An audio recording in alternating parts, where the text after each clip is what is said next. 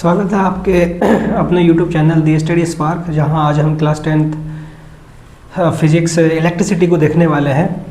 देखिए, आज का जो हमारा टॉपिक होगा ना इलेक्ट्रिसिटी, वो वन शॉट होने वाला है। ठीक है, क्लास 10 फिजिक्स आप देख ही रहे हैं, करंट एंड इलेक्ट्रिसिटी है, full chapter in one shot है। चलिए पहले कुछ इसके बेसिक को देख लेते हैं कि इलेक्ट्रिसिटी में कुछ बेसिक क्या है।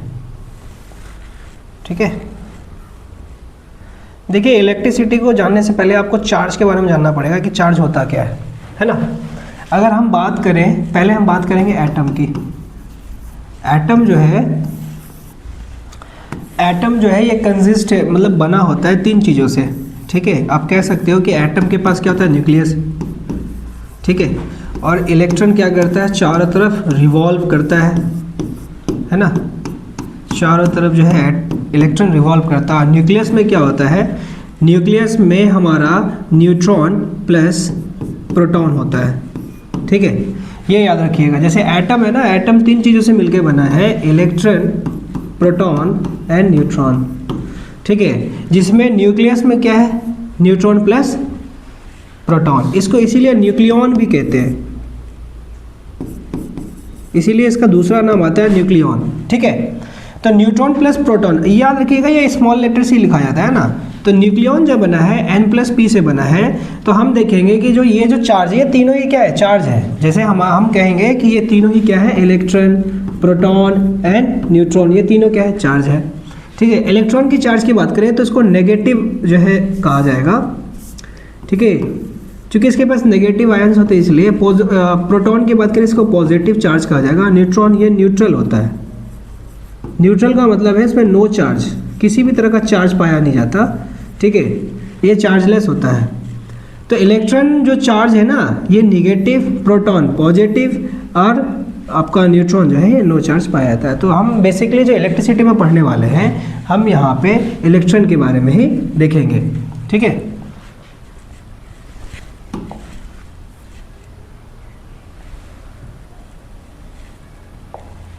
देखिए क्या इलेक्ट्रिसिटी क्या है। Electricity is an important source of energy. ये हमारा क्या इंपॉर्टेंट सोर्स ऑफ एनर्जी है इन द मॉडर्न टाइम्स की बात करें हम। Electricity is use in our homes, in industry and transport. ये हमारे घरों और जो है ट्रांसपोर्ट मतलब एक जगह से दूसरी जगह ले जाने के लिए काम आता है, या फिर इंडस्ट्री वगैरह में यूज होती है। In this chapter we will discuss, इस चैप्टर में हम डिस्कस करेंगे electric potential, current, electric power and heating effect of electric current के बारे में डिस्कस करने वाले हैं। आप नोट में याद रखिएगा, in order to understand electricity, अगर हम इलेक्ट्रिसिटी की बात करते हैं, we should first know something about the electric charge. इससे पहले हमें क्या जानने की जरूरत है भाई, इलेक्ट्रिक चार्ज। देखिए इलेक्ट्रिक चार्ज जो है दो तरह का होता है, टाइप्स ऑफ चार्ज की इलेक्ट्रिक चार्ज की बात करें, एक होता है पॉजिटिव, एक होता है नेगेटिव। भाई चार्ज क्या है भाई, दो तरह के चार्ज होते हैं, पॉजिटिव और नेगेटिव। इसके बारे में देखिए क्या है, अपोजिट चार्जेस। अपोजिट का मतलब क्या है भाई, जिसको कहते हैं हम लोग जो है लाइक चार्जेस, मतलब एक जैसा। ठीक है, opposite charges attract each other. Opposite charges attract each other. Opposite charges मतलब देखिए प्लस चार्ज है और माइनस चार्ज है, तो ये दोनों कैसा होगा भाई, अट्रैक्ट ईच अदर। तो ये लाइक नहीं है, एक्चुअल में ये अनलाइक होगा। ठीक है, ये अनलाइक होगा। अपोजिट चार्ज मतलब इसको अनलाइक चार्ज भी कहते हैं। चार्जेस अट्रैक्ट ईच अदर, ये एक दूसरे को क्या करेंगे, अट्रैक्ट करेंगे। और याद रखिएगा अट्रैक्ट का मतलब है कि नेगेटिव पॉजिटिव के पास जाता है। ठीक है, या पॉजिटिव नेगेटिव के पास जाता है, ये बताइए। सिमिलरली चार्जेस लाइक, ठीक है, सिमिलर चार्ज होते हैं, रिपेल ईच अदर। जैसे कि मेरे पास पॉजिटिव चार्ज है, नेगेटिव पॉजिटिव चार्ज है, तो ये दोनों एक दूसरे को क्या करेगा, रिपेल करेगा। देखिए ये पॉजिटिव चार्ज है और ये भी पॉजिटिव चार्ज है, ये एक दूसरे को क्या करेगा, रिपेल करेगा। रिपेल का मतलब एक दूसरे पे फोर्स लगा के दूर जाने की कोशिश करेगा। ये प्लस प्लस के बीच भी होगा और माइनस माइनस के बीच भी होगा। ठीक है, इसी को कहते हैं रिपल्सन। एक दूसरे को जो ये लोग रिपेल करते हैं, इसी से क्या बनता है, रिपल्सन बनता है, रिपल्सिव फोर्स इसको कहा जाता है। ठीक है, और जो लाइक, ये हो गया लाइक चार्जेस का एग्जाम्पल हो गया। लाइक मतलब एक जैसा।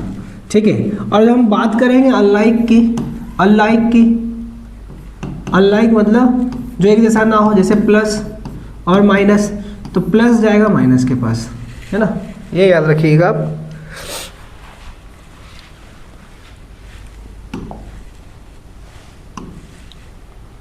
Calculate the number of electrons consisting 1 coulomb of charge. देखिए ये क्या है, पहले इसको देख लेते हैं। अच्छा, हमारा जो चार्ज होता है ना वो दो तरह का होता है। हमने देखा हमारा जो चार्ज होता है वो दो तरह के होते हैं। अगर हम चार्ज की बात करते हैं, चार्ज जिसको Q से जो है लिखा जाता है, अगर हम बात करें कि चार्ज को लिखने का तरीका क्या है भाई, या तो कैपिटल Q लिखिए या स्मॉल q लिखिए। कैपिटल Q जो होता है या क्वांटिजेशन मतलब समेशन है, सारे चार्जों का समेशन हो गया। स्मॉल q ये यूनिट चार्ज कहलाता है। यूनिट चार्ज मतलब एक चार्ज की आपने बात की, और Q का मतलब है कि सारे चार्ज को आपने एक साथ ले लिया। तो चार्ज को जो है डिनोट करने के लिए जो है हम लोग Q या Q लिखते हैं ना, कैपिटल Q या स्मॉल q। इसमें एक फॉर्मूला है Q equal to N into e, ठीक है। Q equal to N into e. भाई ये Q equal to N into e क्या है? Q होता है चार्ज। अच्छा, चार्ज का ऐसा यूनिट क्या होता है भाई? चार्ज का ऐसा यूनिट है कूलम, ठीक है, कूलम, या इसको कैपिटल C से लिखते हैं ऐसा कूलम को। और N इंटू ई क्या है? नंबर ऑफ इलेक्ट्रॉन, ठीक है। तो ये फॉर्मूला है। चार्ज इजकल टू क्या होता है? Q equal to N into e. इसको आप स्मॉल से भी लिख सकते हैं, Q equal to N into e से भी लिख सकते हैं। और इसका जो है ऐसा यूनिट क्या होता है भाई? कूलम होता है, ठीक है। और क्या कहते हैं, Q का मतलब क्या होता है? चार्ज होता है, ठीक है। और N का मतलब होता है नंबर ऑफ इलेक्ट्रॉन, ठीक है। अब देखिए चार्ज के बारे में आपने देखा ही कि charge can nether be create. इसके बारे में एक और याद रखिएगा, charge can neither be create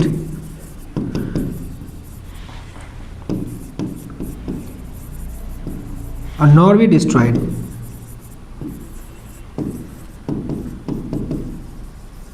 ना तो आप इसको बना सकते हैं, ना ही इसको बर्बाद कर सकते हैं। तो कर क्या सकते हैं? इट में simply transfer from one body to another body।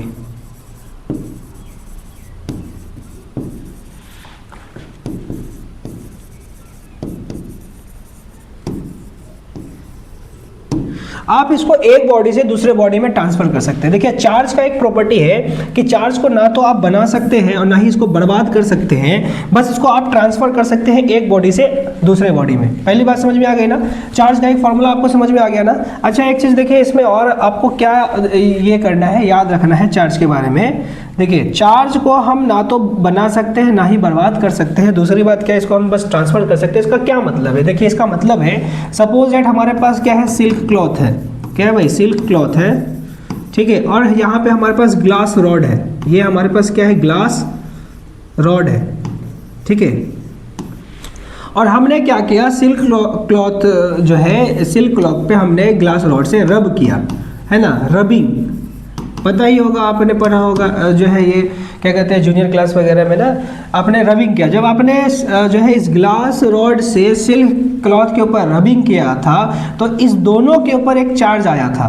भाई किसके ऊपर क्या चार्ज आया था, ये भी एक क्वेश्चन पूछा जाता है कि ग्लास रॉड के ऊपर कौन सा चार्ज आया और सिल्क क्लॉथ के ऊपर कौन सा चार्ज आया। तो आप याद रखिएगा, ग्लास रॉड ये चूंकि मेटल है, तो मेटल है तो भाई इस पर हमेशा पॉजिटिव चार्ज ही आएगा, और ये जो क्लॉथ है ना इस पर नेगेटिव चार्ज आएगा। एक और एक्सपेरिमेंट है आपका कि आपने अपने हेयर पे क्या किया था कि एक पेन को ऐसे करके जो है रब किया अपने हेयर पे, और पीसेस ऑफ पेपर को अट्रैक्ट करवाया था, है ना। बचपन में आपने खेला होगा, पीसेस ऑफ पेपर को आपने छोटा छोटा टुकड़ा करके पेन को ऐसे रब किया था, है ना। और रब करने के बाद जब आपने उसको जो है इस पे, अच्छा याद रखिएगा, बाल आपके जो हेयर है ना वो ऑयली नहीं होनी चाहिए, है ना, ठीक है। तो आपने जैसे ऐसे रब किया, उसके बाद आपने पीसेस ऑफ पेपर पे लेके गए आप पेन को, तो वो पेन क्या किया, उस पीसेस ऑफ पेपर को अट्रैक्ट किया। तो ये एग्जांपल क्या चीज़ का है भाई? ये एग्जांपल यही तो है कि charge can be transfer, charge can be transfer from one body to the another body, है ना। तो यहाँ पे याद रखिएगा कि ग्लास रॉड को जब हम सिल्क क्लॉथ पे रब करते हैं तो ग्लास रॉड पे पॉजिटिव चार्ज और हमारा सिल्क क्लॉथ पे नेगेटिव चार्ज आता है। उसी तरह से जब हम पेन की बात करते हैं, पेन को हमने पेपर के ऊपर रब किया, ये पेपर हेयर के ऊपर रब करके पीसेस ऑफ पेपर को अट्रैक्ट करवाया, तो ये अट्रैक्ट किया था, है ना, ये अट्रैक्शन जो हुआ था ये बिकॉज ऑफ चार्ज। तो देखिए जितने भी चार्ज है ना, जितने भी हमारे आसपास जो ऑब्जेक्ट होते हैं सभी चार्ज कंटेन करते हैं, क्योंकि सभी एटम से बने। भाई जो चीज़ एटम से बना होगा उसके पास क्या होगा, चार्ज तो होगा ही होगा। लेकिन हम इस चैप्टर में क्या पढ़ने वाले हैं कि चार्ज जो होते हैं वो दो कैटेगरी में होते हैं, एक होता है रेस्ट, एक होता है मोशन। ठीक है, अब हमने चार्ज के बारे में क्या पढ़ा, charge neither be create not be destroyed. फिर हमने क्या पढ़ा, charge can be transfer from one body to another body. भाई चार्ज एक बॉडी से दूसरे बॉडी में जो है ट्रांसफर हो सकता है, हमने ये पढ़ा। फिर हमने पढ़ा लाइक चार्ज जो एक जैसे होते हैं वो रिपेल करते हैं, और अनलाइक चार्ज जो अलग अलग होते हैं वो एक दूसरे को अट्रैक्ट करते हैं। तो हमने अट्रैक्शन पढ़ा, रिपल्सन पढ़ा। ठीक है, अब देखिए क्या होता है कि हर एक बॉडी क्या करती है, पॉसेस ऑफ चार्ज, मतलब कि चार्ज को रखती है अपने पास। ठीक है, वो चार्ज कैसा हो सकता है भाई, वो चार्ज जो है रेस्ट में भी हो सकता है, मोशन में भी हो सकता है। अब किस में मोशन होता है, किस में रेस्ट होता है, वो देख लेते हैं हम। भाई देखो चार्ज जो है ना, चार्ज जो है, चार्ज अगर रेस्ट में है, ठीक है, चार्ज अगर रेस्ट में है तो इसको स्टैटिक चार्ज कहते हैं। क्या कहते हैं, स्टैटिक चार्ज। ये बस रुका हुआ है तो आप इसको स्टैटिक कहोगे। स्टैटिक का मतलब रुकी हुई। अगर चार्ज मोशन में है, अगर चार्ज मोशन में है तो हम इसको इलेक्ट्रिसिटी या करंट कहते हैं। इलेक्ट्रिसिटी या फिर इसको क्या कहते हैं, करंट कहते हैं। बात समझ में आई। तो हम लोग क्या पढ़ रहे हैं, हम लोग पढ़ रहे हैं करंट एंड इलेक्ट्रिसिटी। इसका मतलब हम चार्ज के किस प्रॉपर्टी को पढ़ रहे हैं, मोशन के प्रॉपर्टी को पढ़ रहे हैं। चार्ज एट रेस्ट हम नहीं पढ़ने वाले। चार्ज अगर रेस्ट होता तो हम स्टैटिक चार्ज को पढ़ते हैं। हम क्या पढ़ रहे हैं, charge at motion. Charge at motion, जब चार्ज एट मोशन होगा तो हम कहेंगे कि हमें क्या मिला, इलेक्ट्रिसिटी या फिर करंट मिला। अगर चार्ज रेस्ट में है तो हमें स्टैटिक चार्ज मिलेगा। हर वह चीज़, हर एक चीज़ क्या होती है, हर एक चीज़ के ऊपर चार्ज होती है जो कि स्टैटिक होती है। अगर मेटल है तो चार्ज, अगर आप उसको जो है थोड़ा सा पोटेंशियल दोगे, मतलब बैटरी वैटरी से जो है उसको जोड़ दोगे तो चार्ज क्या आ जाएगा, मोशन में आ जाएगा। जैसा ही चार्ज मोशन में आ जाएगा हम कह देंगे कि इलेक्ट्रिसिटी या करंट क्या हो गया भाई, फ्लो करना स्टार्ट हो गया, है ना। चलिए अब आते हैं फिर से हम अपने प्रीवियस टॉपिक पे, जो हमारा क्या था, ये था ना, क्या है, calculate the number of electrons. आपको नंबर ऑफ इलेक्ट्रॉन कैलकुलेट करना, कंसिस्टिंग 1 कूलम ऑफ चार्ज। भाई फॉर्मूला क्या था, Q is equal to N into e था, है ना। अच्छा, इलेक्ट्रॉन के ऊपर भाई कितना चार्ज होता है पता है, इलेक्ट्रॉन के ऊपर कितना चार्ज होता है, तो इलेक्ट्रॉन जो है 1.6 into 10 to the power minus 19 coulomb charge जो है कंसिस्ट करता है। तो हम क्या करेंगे, Q का वैल्यू तो उसने पहले से दे दिया 1 कूलम। भाई Q इज इक्वल टू क्या है, 1 कूलम गिवन है, हमें N इंटू ई तो निकालना है। तो हम क्या करेंगे, फॉर्मूला में 1 is equal to N into e रखेंगे, 1 by e is equal to N कर देंगे, है ना, क्योंकि नंबर ऑफ इलेक्ट्रॉन N देगा। तो हमें क्या मिलेगा, 1 by 1.6 into 10 to the power minus 19 coulomb is equal to N। अब ये देखो माइनस 19 ऊपर जाएगा तो ये क्या हो जाएगा, 10 to the power plus 19 by 1.6 is equal to N। अब हमें तो काटना है ना भाई, 1.6 को काटना है, तो हम क्या करते हैं, यहाँ से 2 जीरो को साइड में लेके आते हैं और इसको 16 लिखते हैं। तो देखिए जब 16 लिखेंगे तो एक जीरो और ऊपर जाएगा, तो ये 19 से 2 जीरो हमने लिया तो 17 बचा, फिर एक जीरो दे देंगे तो 10 टू द पावर 18 बचेगा ना। और इसको जब आप काटोगे तो ये 6.25 है ना, into 10 to the power 18 electron मिलेगा। याद रखिएगा कि एक कूलम में इतने इलेक्ट्रॉन होते हैं, 6.25 into 10 to the power 18 electron होते हैं। ये इंपॉर्टेंट रिजल्ट है, इसको आपको याद रखना है। ठीक है, इसको आपको क्या करना है भाई, आपको इसको याद रखना है कि अगर आपसे पूछा जाए कि एक कूलम इलेक्ट्रॉन में नंबर ऑफ इलेक्ट्रॉन्स, एक कूलम चार्ज में नंबर ऑफ इलेक्ट्रॉन कितने होते हैं, तो एक कूलम चार्ज में इतने इलेक्ट्रॉन होते हैं, 6.25 इंटू 10 टू द पावर 18। ठीक है, अब आते हैं, हम बात करते हैं कंडक्टर एंड इंसुलेटर। भाई कंडक्टर इंसुलेटर क्या होता है, देखिए कंडक्टर इंसुलेटर क्या है, दो सबस्टांस, वैसे substance through which electricity can flow. भाई वैसे जो है सबस्टांस, वैसे जो है क्या कहते हैं, ऑब्जेक्ट जहाँ से करंट जो है इजीली फ्लो कर जाए, इसको कहते हैं कंडक्टर। ठीक है, एक्चुअल में कंडक्टर जो होता है ना, इसके पास फ्री इलेक्ट्रॉन होते हैं। आप कह सकते हो कि इनके पास फ्री इलेक्ट्रॉन होता है या फ्री चार्ज होता है, जिसके कारण जो है करंट जो है फ्लो कर जाता है, नहीं तो नहीं करेगा। ठीक है, all metals and metals alloy, देखो ऑल मेटल, जितने भी मेटल्स है या मेटल्स एलॉय मतलब मिश्र धातु है, like silver, copper, aluminium, nichrome etc, है ना, ये सभी क्या है भाई, कंडक्टर के एग्जाम्पल है। नोट में आप याद रखेंगे कि carbon in the form of graphite, carbon का जो एलोट्रॉप है एक, जिसको हम क्या कहते हैं, graphite, is also a conductor, ये कंडक्टर है ना, लेकिन ये है तो जो है आपको जो है क्या कहते हैं, मेटल तो नहीं है ये, लेकिन ये एज अ कंडक्टर एक्सेप्शन है यहाँ पे। द ह्यूमन बॉडी इज जो है Fairlie is a good conductor. Fairlie देखो ह्यूमन बॉडी क्या है, Fairlie is a good conductor. अगर हम बात करें कि मानव शरीर से क्या करंट पास कर सकती है, तो आंसर हाँ भाई कर सकती है, फेयरली, है ना। दो सबस्टेंस थ्रू विच, वैसे सबस्टेंस जिससे current electricity can not flow, नहीं पास कर सकता, आर कॉल्ड इंसुलेटर उनको कहते हैं। अच्छा, कंडक्टर और इंसुलेटर में ऐसा क्या है, तो यहाँ पे जो है चार्ज, यहाँ पे फ्री चार्ज नहीं होता, यहाँ पे फ्री चार्ज नहीं होता। आप कह सकते हो यहाँ पे फ्री इलेक्ट्रॉन नहीं है, जिसके कारण से यहाँ से करंट पास नहीं हुआ, ठीक है। इसमें आते हैं एग्जांपल है प्लास्टिक है, पेपर है, वुड है, कॉटन है ना, माइका है, माइका देखे होंगे एक चमकीला सा होता है ना, जो कि मिट्टी सॉइल वगैरह में आपको देखने को मिलेगा। बेकेलाइट हो गया, कुकर का हैंडल है ना, तो वो बेकेलाइट ही है। ऐसा प्लास्टिक जो वन टाइम ही सेटिंग होता है उसको बेकेलाइट कहते हैं। आप उसको एक बार जो है हीट देके आप उसको जो है शेप में लिया, दोबारा आप उसको हीट देके रिशेप नहीं कर सकते हो, उसको बेकेलाइट कहते हैं। पोलिसिलीन हो गया ETC, ठीक है। In the case of charge, अगर हम चार्ज की बात करें, in the case of charge अगर हम चार्ज की बात करें, इंसुलेटर लाइक ग्लास, ठीक है, ebonite ETC charge remain bounded to them means do not move. देखो कहने का ये मतलब है कि अगर हम चार्ज के केस में बात करें तो इंसुलेटर के पास भी चार्ज होता है, ऐसा नहीं कि नहीं होता। अभी मैंने बताया था ना एग्जाम्पल में, वहाँ पे बताया था कि ये हमारा ग्लास रॉड है, ये हमारा क्या है भाई, ग्लास रॉड है, और ये हमारा सिल्क था, क्या भाई, सिल्क क्लॉथ था, सिल्क क्लॉथ था। लेकिन दोनों में क्या था भाई, दोनों के ऊपर क्या चार्ज नहीं था भाई, चार्ज था, लेकिन रीजन बॉन्डेड है। क्या कि चार्ज जो है यहाँ पे इलेक्ट्रॉन जो है वो एक रीजन बॉन्डेड है, वो भाई मूव नहीं कर सकता, वो एक जो है एक दायरे में ही रहेगा, वो मूव नहीं करेगा, इसलिए चार्ज रिमेन बाउंड है यहाँ पे। To them means do not move, वो मूव नहीं कर रहा, मूव करेगा तो करंट आएगा ना, इसका मतलब यहाँ पे स्टैटिक चार्ज है। और हमें चाहिए मोशन में, हमें क्या चाहिए, करंट को फ्लो करवाना है तो हमें मोशन चाहिए। अगर मोशन में है तो हम करंट इलेक्ट्रिसिटी कहेंगे, लेकिन यहाँ पे क्या स्टैटिक है, इसीलिए इसको हम क्या कहते हैं, स्टैटिक चार्ज कहते हैं। तो चार्ज है, ऐसा नहीं होता कि इंसुलेटर के ऊपर चार्ज नहीं होता, भाई चार्ज होता है, लेकिन उसे हम स्टैटिक चार्ज कहते हैं, ठीक है। Electricity can be classified into two parts. देखो इलेक्ट्रिसिटी को दो पार्ट से हम देख सकते हैं, स्टैटिक चार्ज जो रुका हुआ है, चार्ज एट रेस्ट, और current electricity charge at motion. देखो चार्ज रिमेन एट रेस्ट, अगर चार्ज क्या रेस्ट में है, दे डू नॉट मूव, अगर वो मूव नहीं कर रहे। चार्ज और मोशन, अगर चार्ज मोशन में, एंड प्रोड्यूस करंट, जो करंट प्रोड्यूस करता हो।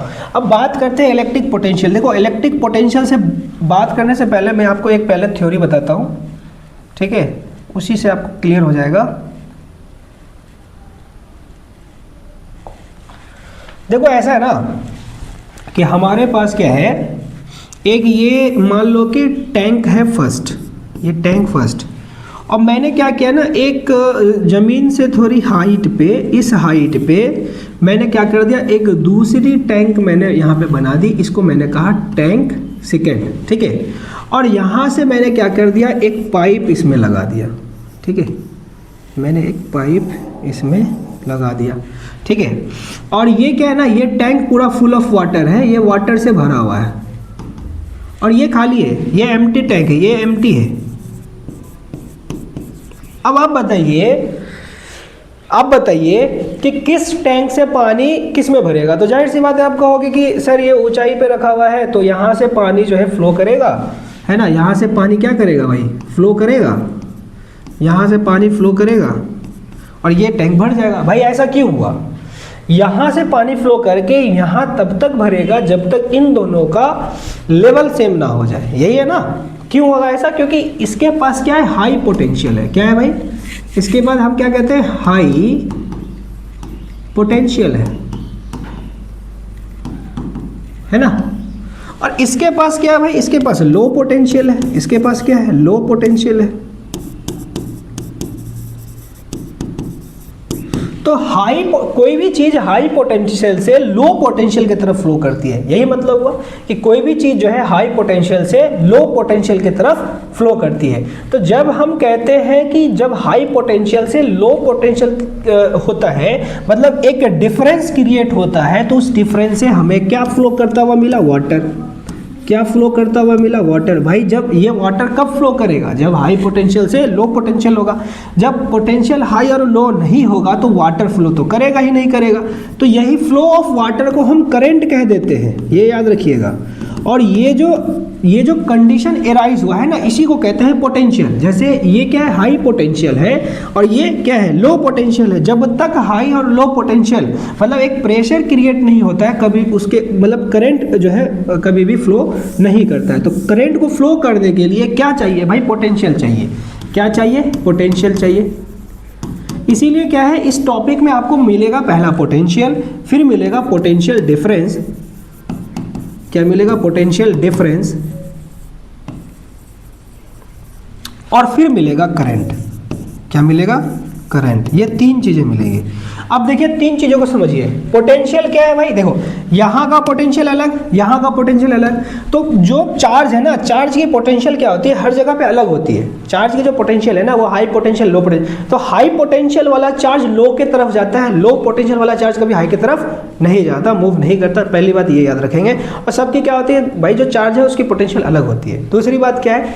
जब हम पोटेंशियल डिफरेंस, पोटेंशियल से क्या बनेगा? Potential difference. तो difference between two potential is called potential difference. यही तो होता है इसका, है ना? Difference between two potential is called potential difference. यही तो होता है इसका डेफिनेशन। तो जब तक पोटेंशियल डिफरेंस क्रिएट नहीं होगा, करंट कभी भी फ्लो नहीं करेगा। तो आप ऐसे समझो कि ये जो टैंक फर्स्ट है जिसमें पानी भरा हुआ है, ये जो टैंक सेकंड है, ये जो पानी भरा हुआ है, ठीक है, इसको मैंने एक पाइप से जोड़ा। तो जिस पाइप से जोड़ा, इस पाइप को मैंने कहा मेटल या कंडक्टर। इसको क्या कहा? मैंने कहा कंडक्टर। तो ये कंडक्टर क्या करवा रहा है? पानी को इस टैंक से इस टैंक में लाने का काम कर रहा है। लेकिन कब? जब हाई पोटेंशियल और लो पोटेंशियल क्रिएट हुआ। आ कौन रहा है? पानी। पानी नहीं आ रहा। आप ऐसा मानो कि ये चार्ज आ रहा है। चार्ज मतलब इलेक्ट्रॉन आ रहा है। क्या आ रहा है? इलेक्ट्रॉन आ रहा है। तो यही इलेक्ट्रॉन क्या हुआ? फ्लो किया। किसके थ्रू? पाइप के थ्रू। तो हम इसीलिए कहते हैं ना कि कंडक्टर क्या है? जो चार्ज को जो है अलाउ कर दे पासिस होने में खुद से। और ये कब होगा? हाई पोटेंशियल और लो पोटेंशियल जब क्रिएट होगा। इसीलिए क्या होता है कि हर एक चार्ज की जो पोटेंशियल होती है वो अलग होती है और डिफरेंस होना जरूरी है। आपसे पूछा जाए करंट फ्लो कब करेगा, तो जब तक पोटेंशियल डिफरेंस नहीं होगा दोस्त, करंट कभी भी फ्लो नहीं करेगा। पोटेंशियल डिफरेंस है तो करंट फ्लो करेगा। ठीक है, बात समझ आ गई? अब आइए अपने टॉपिक पे आते हैं हम लोग।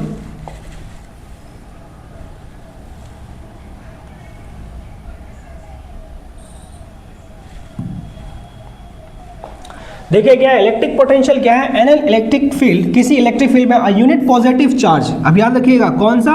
Unit positive charge experience of force, वो एक फोर्स एक्सपीरियंस करता है टू दी अनदर चार्ज, दूसरे चार्ज के द्वारा। So work has to be done, जिससे वर्क डन होता है on the positive charge test charge to move it against the force of repulsion. तो वो जिस फोर्स पे जो है ये करता है, जैसे हमने क्या कहा था, यहाँ पे एक टैंक नीचे में, यहाँ एक टैंक जो है नीचे, यहाँ एक ऊपर है और यहाँ से जो है यहाँ तक चार्ज आया। तो यही तो है पोटेंशियल। भाई यहाँ पे क्या है? हाई पोटेंशियल, यहाँ पे क्या है? लो पोटेंशियल। और हाई पोटेंशियल और लो पोटेंशियल ये एक फील्ड मान लो, इस पूरे को क्या मान लो? Electric field. तो इलेक्ट्रिक फील्ड पे जब कोई चार्ज अपने आप पे एक फोर्स जो है महसूस करता है, एक्सपीरियंस करता है, तो वो क्या करता है? फ्लो करता है। तो याद रखिएगा हमेशा पॉजिटिव चार्ज जो होती है, जिसको प्रोटॉन कहते हैं, ये हाई पोटेंशियल का होता है। और नेगेटिव चार्ज जिसको हम लोग इलेक्ट्रॉन कहते हैं, ये हमेशा लो पोटेंशियल होता है। इसीलिए पॉजिटिव इलेक्ट्रॉन की तरफ आता है, नेगेटिव नहीं जाता है। ये याद रखिएगा आप कि प्रोटॉन आता है इलेक्ट्रॉन के पास, इलेक्ट्रॉन नहीं जाता है प्रोटॉन के पास।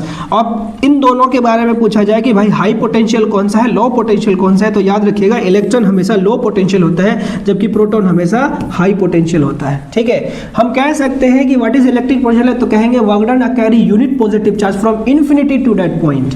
ठीक है, हम यही कहते हैं, बुक में अक्सर यही लैंग्वेज लिखा हुआ मिलता है कि एक यूनिट पॉजिटिव चार्ज को, देखो ये क्यू चार्ज है ना, एक यूनिट पॉजिटिव चार्ज को इनफाइनाइट से किसी एक पॉइंट पे किया गया कार्य, मतलब लाने में जो कार्य है उसी को हम कहते हैं पोटेंशियल। इसलिए कहते हैं unit positive charge work done carry a unit positive charge from infinity to that point is called potential।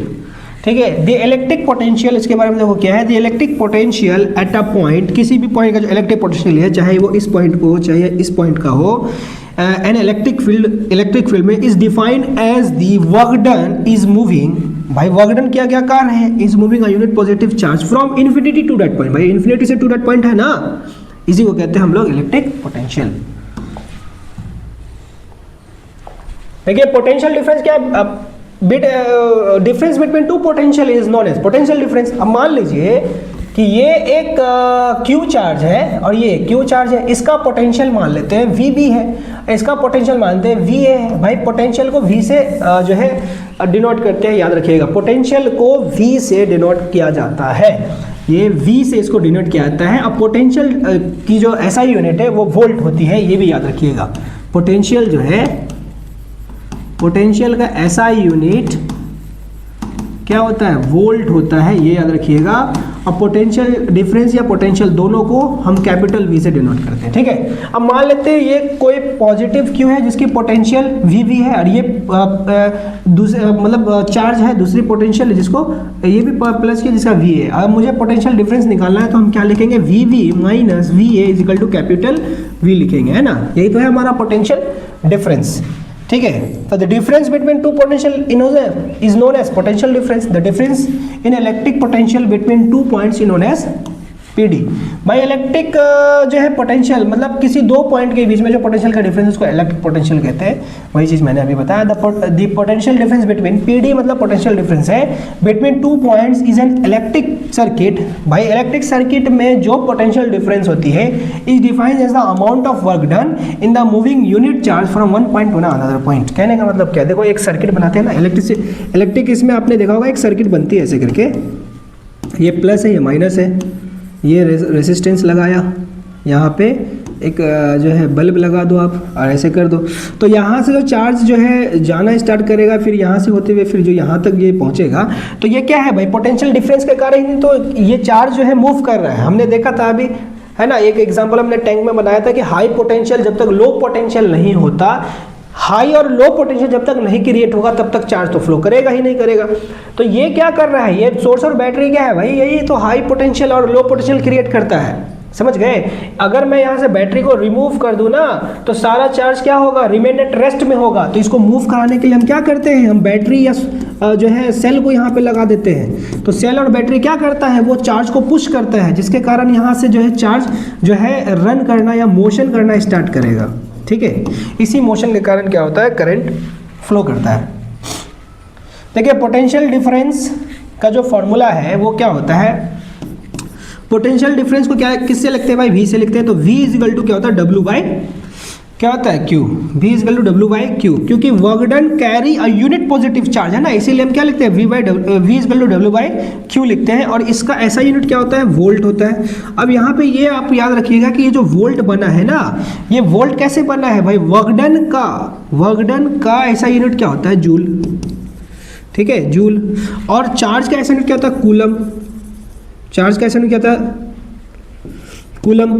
तो कूलम्ब बाय जूल मतलब जूल बाय कूलम को ही हम वोल्ट लिखते हैं, ये याद रखिएगा, ठीक है। जूल बाय कूलम को ही हम क्या लिखते हैं, वोल्ट लिखते हैं। जब तक जूल बाय कूलम नहीं होगा भाई वोल्ट नहीं आएगा। तो कभी कभी क्या होता है कि पोटेंशियल का जो है आपसे अगर ऐसा यूनिट दिया गया हो MCQ में, या तो वो वोल्ट लिख देगा और या नहीं तो वो जूल बाय कूलम लिख देगा, तो दोनों में से कुछ भी हो सकता है, ये याद रखेंगे, ठीक है।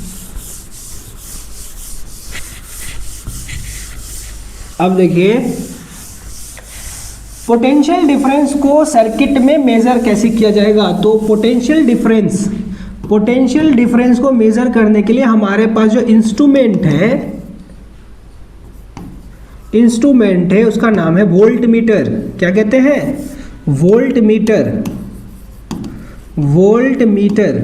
अब वोल्ट मीटर कुछ ऐसा दिखता है, देखिए प्लस माइनस ऐसा करके दिखेगा। अच्छा, इसको सर्किट में लगाने का तरीका क्या है, सर्किट में लगाने का तरीका है कि हम हमेशा वोल्ट मीटर को अरेंज करते हैं पैरेलल में, ये याद रखना है आपको भाई। सर्किट में वोल्ट मीटर को कैसे अरेंज किया था, पैरेलल में। कैसे किया था वो दिखा देते हैं आपको। ये देखो प्लस हो गया, ये माइनस हो गया, ये मैंने स्विच लगाया, यहाँ पे रेसिस्टेंस लगाया और ऐसे यहाँ से लगा के मैंने यहाँ पे वोल्ट मीटर लगा दिया, ठीक है, ऐसे। आप यहाँ पे भी ऐसे भी लगा सकते हैं वोल्ट मीटर को, ठीक है, प्लस माइनस ऐसे करके यहाँ भी ऐसे भी लगा, ये भी पैरेलल है, ठीक है। पैरेलल कनेक्शन करना है, मतलब पोटेंशियल डिफरेंस को मेजर करने के लिए जो इंस्ट्रूमेंट यूज होता है उसको कहते हैं वोल्ट मीटर। वोल्ट मीटर जो है क्या कहते हैं, ये सर्किट में पैरेलल अरेंज होता है। अच्छा, वोल्ट मीटर भी जो होती है ना, ये याद रखेंगे कि वोल्ट मीटर के दो टाइप होते हैं। पहला होता है आइडियल, पहला क्या होता है भाई, आइडियल, है ना, ठीक है। अब आइडियल एक नॉन आइडियल होगा। तो देखो वोल्ट मीटर की रेसिस्टेंस हमेशा ये याद रखना, वोल्ट मीटर में जो रेसिस्टेंस होती है वो इनफाइनाइट होती है। कितनी होती है, इनफाइनाइट। मतलब वोल्ट मीटर में जो रेसिस्टेंस है, आगे बात करेंगे इसकी रेसिस्टेंस क्या होता है, आप ऐसा कह सकते हो रेसिस्टेंस एक इम्प्योरिटीज़ है जो वायर वगैरह में जो है डस्ट पार्टिकल या एयर वगैरह के थ्रू जो है क्रिएट किया जाता है, या वो पहले से मौजूद होता है। आप किसी भी वायर को रेसिस्टेंस फ्री नहीं बना सकते, ठीक है, ऐसा हो ही नहीं सकता। तो वोल्ट मीटर जो है एक आइडियल वोल्ट मीटर होता है, एक नॉन आइडियल वोल्ट मीटर होता है। तो वोल्ट मीटर, ये क्वेश्चन अगर आ जाए कि वोल्ट मीटर की रेजिस्टेंस क्या होती है, तो ये अप्रॉक्स इनफाइनाइट होती है। इनफाइनाइट नहीं है, इनफाइनाइट के आसपास है, ये मान के चलेंगे। तो रेजिस्टेंस जो होती है वोल्ट मीटर की वो इनफाइनाइट होती है। क्या हो जाए अगर इसकी रेजिस्टेंस को हम क्या कर दें भाई, घटा दे। देखो अगर आपने रेजिस्टेंस के क्या कहते हैं वोल्ट मीटर के रेजिस्टेंस को आपने अगर घटा दिया ना, वो फिर आइडियल नहीं होगा। इसका मतलब वो सही मेजर नहीं देगा, वो सही मेजरमेंट नहीं करेगा सर्किट में कि भाई जो है वोल्ट कितना जा रहा है, ठीक है। इसीलिए हम नहीं कर सकते। आइडियली हम लगभग जो है सर्किट में आइडियल वोल्ट मीटर को ही लेके चलते हैं, दुनिया भी इसी को मान के चलती है, ठीक है।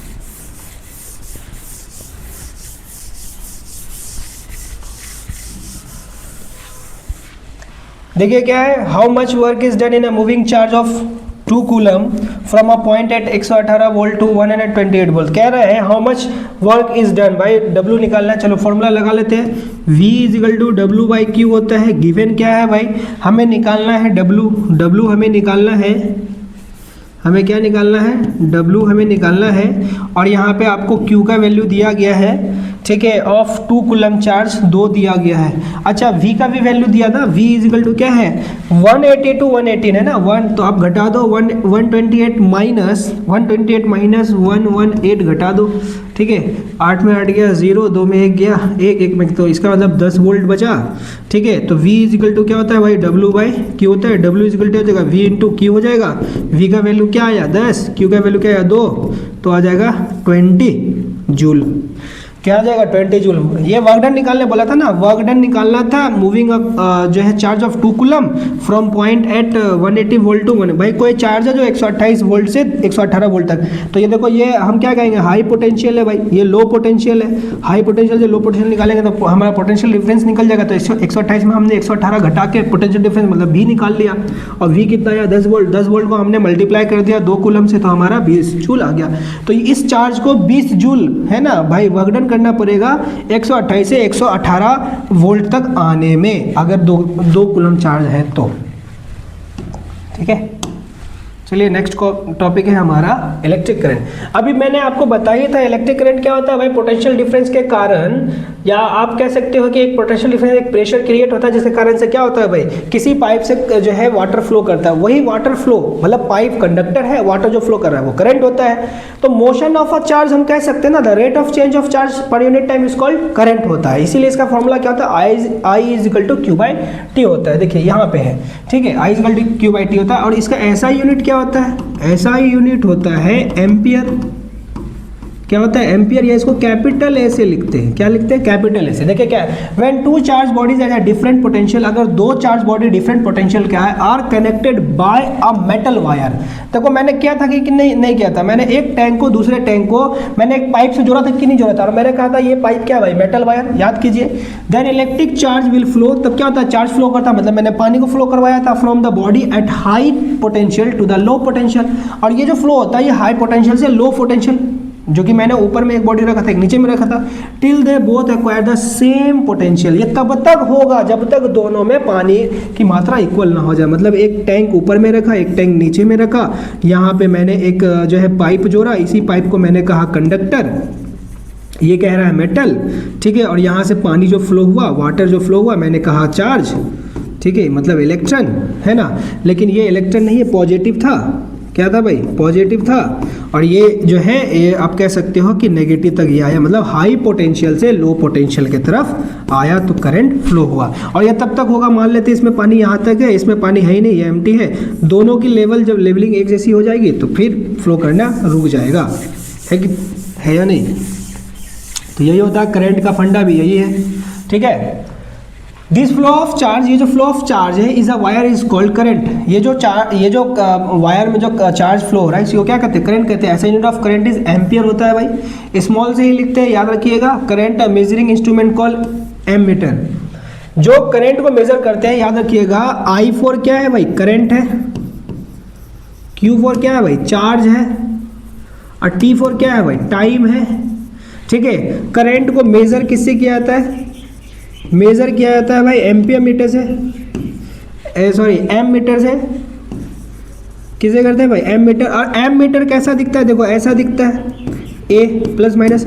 इसको सर्किट में कैसे जो है हम लोग यूज करेंगे या कैसे अरेंज करेंगे, तो याद रखिएगा एम मीटर को सर्किट में सीरीज में जोड़ा जाता है, सीरीज में अरेंज करते हैं। कैसे, वो देखिए, ये मैंने सेल लगाया है ना भाई, प्लस माइनस, ये मैंने स्विच लगाया, स्विच को मैंने ऑन पोजीशन पे रखा, यहाँ पे मैंने क्या किया भाई, एम्पियर मीटर लगाया, यहाँ पे फिर रेजिस्टेंस लगा के इसको कंप्लीट कर दिया भाई। ये हमारा आर है, ये हमारा एम्पियर मीटर है। देखो सीरीज में है, सीरीज में कैसे है कि करंट का डायरेक्शन सिंगल होना चाहिए। अगर डबल डायरेक्शन हो गया ना करंट का, या वेरियस पार्ट मिल गया तो हम कह देंगे कि वो क्या है भाई, हमारा पैरेलल में है। तो देखो करंट गया एक ही सिंगल डायरेक्शन में, हमने एम्पियर मीटर लगाया। अच्छा एक बात और याद रखिएगा कि एम्पियर मीटर की जो रेसिस्टेंस होती है ना वो लगभग 0 होती है, ये याद रखना है आपको। जैसे मैंने कहा था वोल्ट मीटर की रेसिस्टेंस क्या थी भाई, तो इनफाइनाइट थी। आइडियल वोल्ट मीटर की रेसिस्टेंस क्या थी, इनफाइनाइट। उसी तरह से हम कहेंगे कि जो हमारा एम्पियर मीटर है, अगर आइडियल एम्पियर मीटर है कि उसकी रेसिस्टेंस क्या होगी, तो 0 होगी। क्या हो जाए अगर हम ideal ampere meter, ammeter का जो रेसिस्टेंस है उसको हम बढ़ा दें, ठीक है, तो ये सही से वर्क नहीं करेगा। आप ये याद रखिएगा, जो सर्किट में जो एक्चुअल करंट फ्लो कर रहा है उसके ये जो है नहीं देगा। एक और क्वेश्चन है एनसीईआरटी में जो कि आता है कि बाय डिफ़ॉल्ट हम क्या कर दें कि पोटेंशियल जो है वोल्ट मीटर को सीरीज में और एम मीटर को पैरेलल में अरेंज कर दें, क्या हो जाएगा। तो याद रखिएगा, circuit will destroy and ammeter and potential voltmeter can be burn, है ना। हमारा सर्किट जो है कोलैप्स कर जाएगा, बर्न कर जाएगा, ठीक है। और हमारा जो मीटर है वो दोनों ही मीटर खराब हो जाएगा। आप कभी भी जिसको सीरीज में जोड़ा था उसको सीरीज में जोड़ेंगे, अगर आपने इसको पैरेलल में अरेंज कर दिया ना ये खराब हो जाएगा। उसी तरह से पोटेंशियल डिफरेंस का जो हम वोल्ट मीटर की बात करते थे, वोल्ट मीटर को अगर आपने पैरेलल की जगह पे सीरीज में अरेंज कर दिया तो वो भी डिस्ट्रॉय हो जाएगा, वो मीटर खराब हो जाएगा, ठीक है। तो circuit can be burn and क्या कहते हैं, मीटर कैन बी डिस्ट्रॉय, ठीक है।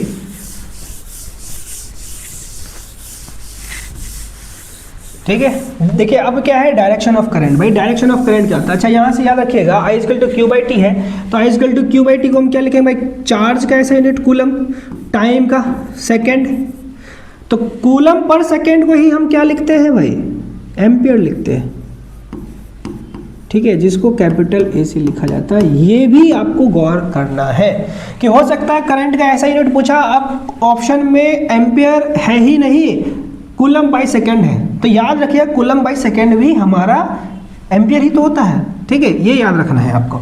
अब है डायरेक्शन ऑफ इलेक्ट्रिक करंट। भाई डायरेक्शन ऑफ इलेक्ट्रिक करंट क्या था, सुनो। एक वायर मैंने ये ड्रॉ किया, एक वायर मैंने ड्रॉ किया, ठीक है, और इसको मैंने क्या किया, पोटेंशियल डिफरेंस दिया। भाई जब तक नहीं दोगे तब तक चार्ज कैसे फ्लो करेगा, है ना। तो प्लस माइनस मैंने देके यहाँ स्विच को ऑन पोजीशन पे रखा। अभी जब तक हम इसको नहीं लगाते हैं, मतलब अभी जब तक हम जो है इसको अरेंज नहीं करते हैं, तो इसके चार्ज जो है वो रेस्ट में होते हैं और इनकी मोशन जो है क्या होती है, मोबाइल मोशन कहते हैं, ठीक है, मतलब इधर उधर मोशन होती है। जैसे कि इलेक्ट्रॉन है, ये इधर मोशन कर रहा है, इलेक्ट्रॉन है, ये इधर मोशन कर रहा है, इलेक्ट्रॉन है, ये इधर मोशन कर रहा है, इलेक्ट्रॉन है, ये इधर, तो ये फ्री इलेक्ट्रॉन है ना, क्योंकि मेटल है तो फ्री इलेक्ट्रॉन होगा, तो इसकी मोशन जो है जिधर तिधर है। तो अब क्या करते हैं, जैसे ही इसको हम पोटेंशियल से अरेंज कर देंगे, जैसे ही हम इसको पोटेंशियल से मतलब कि सोर्स ऑफ बैटरी से जो है इसको लगा देंगे, तो क्या हो जाएगा देखिए। तो सारे इलेक्ट्रॉन जो है एक लाइनअप में आ जाएंगे, मतलब एक कतार में आ जाएंगे, एक क्यू में आ जाएंगे और अच्छे बच्चे के जैसा जो है ये फ्लो करना स्टार्ट हो जाएगा। ठीक है, चूँकि हमने पोटेंशियल दे दिया। तो देखिए इसमें जो है डायरेक्शन ऑफ इलेक्ट्रिक करंट क्या है कि अगर इलेक्ट्रॉन इस डायरेक्शन में फ्लो करेगा तो अपोजिट डायरेक्शन में करंट फ्लो करेगा, अपोजिट डायरेक्शन में करंट। चूंकि देखो मैंने ये पॉजिटिव लिया है तो पॉजिटिव इधर फ्लो कर रहा है, तो इसका ये मतलब है कि पॉजिटिव चार्ज इधर फ्लो कर रहा है, इसका मतलब नेगेटिव चार्ज इधर फ्लो करेगा, मतलब इलेक्ट्रॉन जो है सारे इलेक्ट्रॉन इस तरफ मोशन करेंगे। याद रखिएगा पॉजिटिव जो डायरेक्शन है ये प्रोटॉन का डायरेक्शन है। ठीक है, तो अगर आपने प्रोटॉन का डायरेक्शन इस डायरेक्शन में लिया है तो करंट इस डायरेक्शन में फ्लो कर रहा है, मतलब पॉजिटिव चार्ज के डायरेक्शन में करंट फ्लो करता है। और अपोजिट डायरेक्शन ऑफ इलेक्ट्रॉन, मतलब इलेक्ट्रॉन जिधर फ्लो करेगा उसके अपोजिट डायरेक्शन में करंट फ्लो करता है, जो कि पॉजिटिव चार्ज होता है।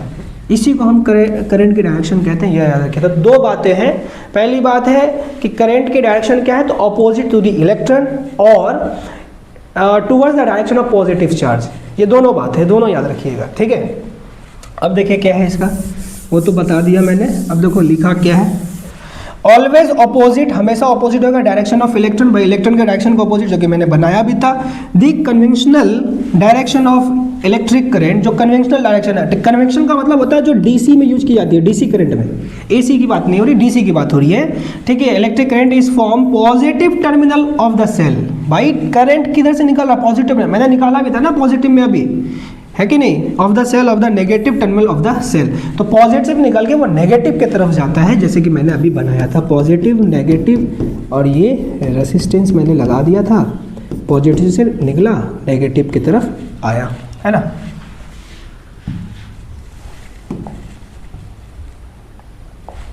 देखो सिंबल ऑफ इलेक्ट्रिक कंपोनेंट, देखो जब आप सर्किट बनाते हो तो आपको क्या चाहिए भाई, आपको चाहिए सिंबल चाहिए। तो सिंबल में क्या, देखो सेल पहला आता है, सेल का भाई कैसा आता है, प्लस माइनस, छोटा पैर माइनस का, बड़ा पैर प्लस का, सेल आ गया। अच्छा, combination of cell is called battery. तो बैटरी में क्या होता है भाई, बैटरी में एक से ज़्यादा सेल को दिखाते हैं, plus minus plus minus plus. तो देखो इसमें कितने सेल है, देखो 1 2 1 3 सेल है, ये 3 सेल है इसलिए इसको बैटरी कहेंगे, प्लस और ये हो गया तुम्हारा माइनस। ठीक है, पेयर में देख लो 2 2 4 2 6 है ना, तो भाई 3 सेल हो गया। ठीक है, तो सेल मतलब एक सिंगल, इसको सेल कहते हैं। अब कॉम्बिनेशन ऑफ सेल क्या कहते हैं भाई, बैटरी कहते हैं। अब आ गया स्विच, भाई स्विच भी तो लगाते हैं ना सर्किट में। तो स्विच जो है दो तरह का होता है, एक होता है ओपन, एक होता है क्लोज्ड, है ना भाई, ओपन क्लोज्ड। ओपन क्या क्लोज क्या, देखो पहले ओपन बना लेते हैं भाई, ओपन बना लेते, देखो इस तरह से अगर तुम सिर्फ बना दोगे, बीच में बिंदा नहीं दोगे, पॉइंट नहीं है, तो इसको ओपन कहते हैं। ठीक है, इसको ऐसे भी बनाया जाता है, देखो इसको ऐसे भी बनाया जाता है, ऐसा। अब क्लोज बनाना है, देखो क्लोज भी दो तरह से बनाएंगे, ये बीच में बिंदा दे दिया मतलब क्लोज है, या फिर इसको आप ऐसे कर दो, दोनों एक दूसरे को टच कर रहा है ना दोनों, इसीलिए ये हो गया क्लोज। तो स्विच दो तरह का होता है, और जनरली हम लोग जब हम एक्टिव सर्किट बनाते हैं तो हम क्लोज स्विच को यूज करते हैं, ओपन स्विच को यूज नहीं करते हैं। उसके बाद आता है हमारा वायर, क्या आता है भाई, वायर बस ऐसे ही है, इसका कुछ नहीं है। अच्छा, वायर में होता है कि जब एक दूसरे को कनेक्ट करें, अब जब एक दूसरे को कनेक्ट ना करें, देखो इस तरह से बना देंगे, जंक्शन बन जाएगा, तो ये कनेक्टिंग वायर है। और एक वायर है, यहाँ से लेके गए, यहाँ से ऐसे कर दिया, ये ओवरलैप है। ओवरलैप का मतलब है बिना टच के एक दूसरे से ऊपर के ऊपर जो है चला गया। फिर हम बात करते हैं बल्ब की, क्या करते हैं बल्ब, भाई बल्ब को लगाने का तरीका क्या है, देखो बल्ब को ऐसे हम सर्किट में दिखाते हैं, ठीक है, या इसको ऐसे भी दिखाया जाता है, ऐसे करके भी दिखाया जाता है बल्ब को, है ना। ये दो तरीका है बल्ब को दिखाने का। अब उसके बाद देखो क्या है हमारे पास, वायर हमने देख लिया, हमने स्विच देखा, रेसिस्टेंस आ गया कि हम रेसिस्टेंस को जो है, रेसिस्टेंस को देखा, देखो दो तरह के रेसिस्टेंस हम सर्किट में यूज करते हैं, एक होता है फिक्स्ड, है ना, एक होता है वेरिएबल। ठीक है, दो तरह के रेसिस्टेंस जो है सर्किट में यूज होते हैं, एक होता है फिक्स्ड रेसिस्टेंस, एक होता है वेरिएबल। वेरिएबल रेसिस्टेंस को जो है ना हम लोग क्या कहते हैं, रियोस्टेट कहते हैं। ठीक है, इसको क्या कहते हैं, रियोस्टेट। देखो फिक्स रेसिस्टेंस जो है वो ऐसा बनता है, बस ऐसा, खत्म। और जो वेरिएबल रेसिस्टेंस है ना, देखो ये ऐसा बनता है, ऐसे रेसिस्टेंस बना के ऐसे इसको एरो से काट दो, या फिर ऐसे रेसिस्टेंस बना के इसके ऊपर ऐसे एरो को गिरा दो। तो दो तरह के रेसिस्टेंस है। जनरली हम लोग फिर रेसिस्टेंस का ही यूज करते हैं सर्किट में, वेरिएबल रेसिस्टेंस का यूज हमारा नहीं होता है। यही हमारा है सिंबल ऑफ इलेक्ट्रिक कंपोनेंट्स, ठीक है। सर्किट डायग्राम क्या है भाई, इन चीज़ों को यूज करके जो डायग्राम हम दिखाते हैं उसी को कहते हैं सर्किट डायग्राम। जैसे मैंने क्या कर दिया, मैंने यहाँ पे एक जोड़ा, ठीक है, मैंने एक सेल जोड़ा, फिर मैंने एक स्विच जोड़ा, फिर यहाँ पे मैंने एक रेसिस्टेंस जोड़ा, फिर यहाँ पे मैंने एक बल्ब जोड़ के कनेक्टिंग वायर जोड़ दिया। तो प्लस माइनस, यहाँ से करंट जाएगा, यहाँ से करंट वापस आएगा। ये बल्ब है, ये रेसिस्टेंस है, ये सेल है हमारा, ये स्विच है। और मैंने स्विच को ऑन कर दिया, ऑन पोजीशन है, तो ऑन पोजीशन है तो ये बल्ब ग्लो करेगा, है कि नहीं। इसी को हम कहते हैं circuit.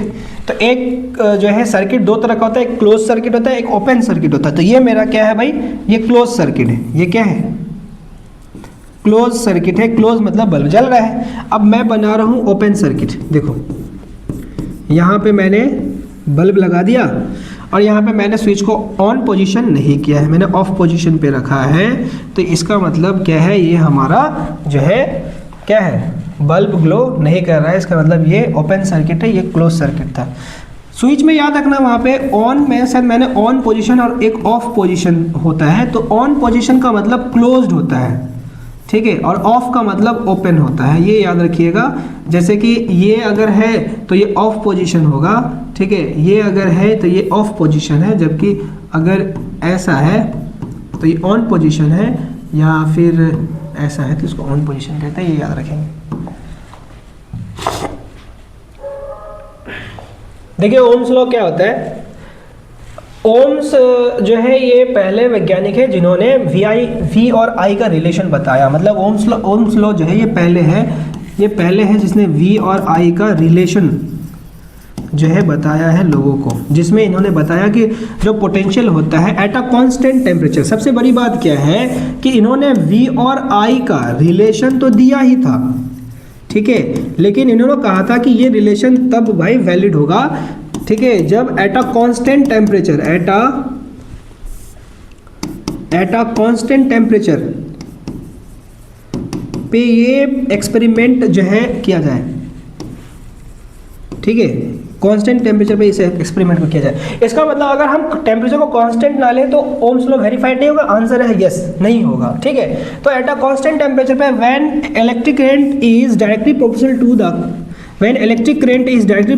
potential difference, or when potential is directly to the electric current, in mathematical way we can write V directly proportional to I, तो V is equal to I into R। बस यही चीज़ इन्होंने दिया था कि भाई देखो ऐसे है, किसी कंडक्टर से जब आप करंट को पास करते हो एट अ कांस्टेंट टेम्परेचर पे, तो हमारा जो पोटेंशियल होता है वो करंट के डायरेक्टली प्रोपोर्शनल होता है। उन्होंने यही बात बताई है कि जो हमारा पोटेंशियल है वो करंट के क्या होता है, डायरेक्टली प्रोपोर्शनल होता है। लेकिन कब, जब हम एट अ कांस्टेंट टेम्परेचर पे किसी कंडक्टर से क्या करेंगे, करंट को पास करवाएंगे। तो इन दैट केस क्या होता है कि अगर आपने पोटेंशियल बढ़ाया तो करंट भी बढ़ेगा, अगर आपने पोटेंशियल घटाया तो करंट भी घटेगा। इसका मतलब किसी भी कंडक्टर से अगर हम पोटेंशियल को पासेस करवाते हैं तो याद रखिएगा सिर्फ करंट पास नहीं होता, उस कंडक्टर से पोटेंशियल को भी देखा जाता है। कहने का यह मतलब है कि पोटेंशियल और करंट एक साथ चलता है, ठीक है, ये मतलब हुआ इनका, कहने का यही मतलब था, ठीक है, एक साथ चलता है। मतलब सिर्फ करंट पास हो पोटेंशियल ना हो ऐसा नहीं हो सकता, पोटेंशियल और करंट का दोनों का रहना जरूरी है, ये इनका कहने का मतलब था। अब मैथमेटिकल वे में हम लिख सकते हैं V equal to I into R, जिसमें देखो V क्या है और R क्या है और I क्या है। V हमारा पोटेंशियल डिफरेंस है भाई, I क्या है भाई, करंट है ना, I क्या है, करंट है, और R क्या है, चूंकि देखो R क्या है, R के बारे में आप यहाँ से देखो कि हमारा प्रोपोर्शनल डायरेक्टली प्रोपोर्शनल था ना, तो डायरेक्टली प्रोपोर्शनल को जब हम यहाँ से रिमूव करेंगे तो इक्वल टू आया, तो इसका मतलब ये इक्वल टू जो है आया, क्यों आया, क्योंकि हम एक प्रोपोर्शनल कांस्टेंट लेके आए, इसीलिए हमारा R को कहते हैं डायरेक्टली प्रोपोर्शनल कांस्टेंट। क्या कहते हैं, डायरेक्टली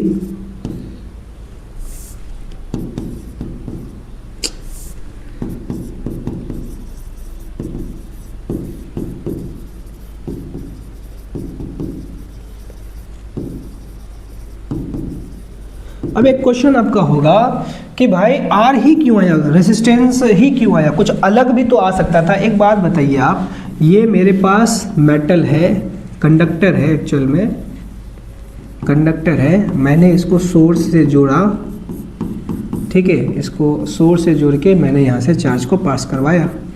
तो इसमें क्या है, इसमें है क्या, इसमें चार्ज है जो कि फ्लो करेगा इस डायरेक्शन में, इलेक्ट्रॉन तो इस डायरेक्शन में फ्लो करेगा, कि करंट इस डायरेक्शन में फ्लो करेगा तो इलेक्ट्रॉन इस डायरेक्शन में फ्लो करेगा, है ना, अपोजिट, करंट का अपोजिट हो गया। अब एक बात बताइए आप कि इसमें मेरे पास है ही क्या जो मैं प्रोपोर्शनल हो, तो यहाँ पे करंट और पोटेंशियल जो है एक दूसरे का क्या है भाई, साथ चलेगा, है ना। अगर मैं करंट को बढ़ाऊँ तो पोटेंशियल भी बढ़ेगा, करंट को घटाऊँ तो पोटेंशियल भी घटेगा, और उसका उल्टा भी होगा, अगर पोटेंशियल बढ़ाएंगे तो करंट बढ़ेगा, पोटेंशियल घटाएंगे तो करंट घटेगा। लेकिन एक बात यहाँ रखिए कि इस कंडक्टर में कुछ इम्प्योरिटीज हैं,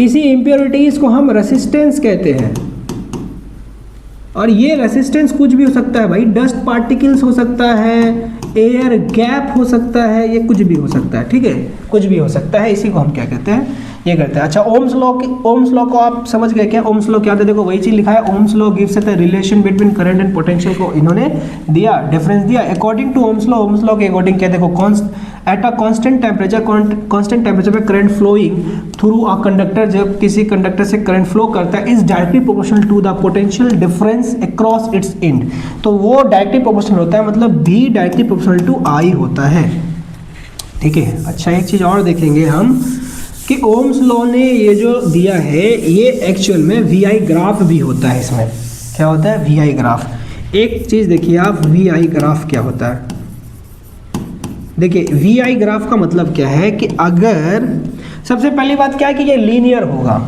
ये क्या होगा, लीनियर ग्राफ होगा, ठीक है, लीनियर ग्राफ होगा। मतलब ये क्या होगा, अगर ये हमारा पोटेंशियल है, ये हमारा करंट है, तो इसका जो रिजल्टेंट होगा वो एक स्ट्रेट लाइन होगा, इसका जो रिजल्टेंट होगा, ठीक है, ये आर, ये एक स्ट्रेट लाइन होगा जो कि लीनियर है। क्या है भाई, लीनियर। इस पॉइंट पे, इस पॉइंट पे, इस पॉइंट पे हमेशा क्या होगा, हमेशा ये तीनों जो है, ये तीनों जो वैल्यू हमें मिलेंगे ये कांस्टेंट ही मिलेंगे, इसलिए कांस्टेंट कहा गया है। ये आर हमेशा कांस्टेंट, मतलब क्या है, देखो आप यहाँ से एक चीज़ और देखो कि ओम्स लॉ ने क्या दिया, V is equal to I into R दिया, यही दिया ना, तो R इजकल टू क्या होगा, V बाई आई होगा। भाई तुम V और I के वैल्यू को चेंज करते रहो, लेकिन R हमेशा कांस्टेंट मिलेगा, यही कहना चाह रहे थे वो, ठीक है, R हमेशा क्या होगा, कांस्टेंट मिलेगा, पहली बात। अच्छा, दूसरी बात क्या है, देखो आप यहाँ से एक चीज़ और बताओ, ठीक है, कि V is equal to I into R तो है, आई इंटू आर तो है, ठीक है, तो अगर मैं इसको लिखना चाहूँ तो क्या मैं I is equal to V by R लिख सकता हूँ क्या, बिल्कुल। तो I और V का रिलेशन क्या है भाई, इनवर्स है, लेकिन I और R का रिलेशन क्या है, I और R का रिलेशन क्या है, आप कह सकते हो यहाँ से कि I directly proportional to V है और R inverse proportional to resistance है। इसका ये मतलब हुआ कि अगर मैं रेसिस्टेंस को बढ़ाऊँ तो करंट घटेगा, अगर मैंने रेसिस्टेंस को घटाया तो करंट बढ़ेगा, है ना। तो यहाँ से कुछ क्वेश्चंस वगैरह भी आते हैं। एक और रिजल्ट में दिखाता हूँ, ठीक है, एक और दिखाता हूँ कि अगर मैंने V equal to I into R लिखा, ये क्वेश्चन आप मान के चलो कि if resistance is double, if resistance is double तो करंट क्या होगा, ठीक है, करंट क्या होगा, करंट क्या होगा। अगर आपने रेसिस्टेंस को डबल कर दिया तो करंट क्या होगा, अगर पोटेंशियल कांस्टेंट है तो देखो अगर मैं रेसिस्टेंस को डबल कर दूं तो मैंने बढ़ाया घटाया, ये बताओ, मैंने रेसिस्टेंस को बढ़ाया तो आर को बढ़ाएंगे तो आई घटेगा, कितना, उतना ही, तो 2 टाइम्स जो है, 2 टाइम्स करंट डिक्रीज कर जाएगा, ठीक है, ये याद रखेंगे आप।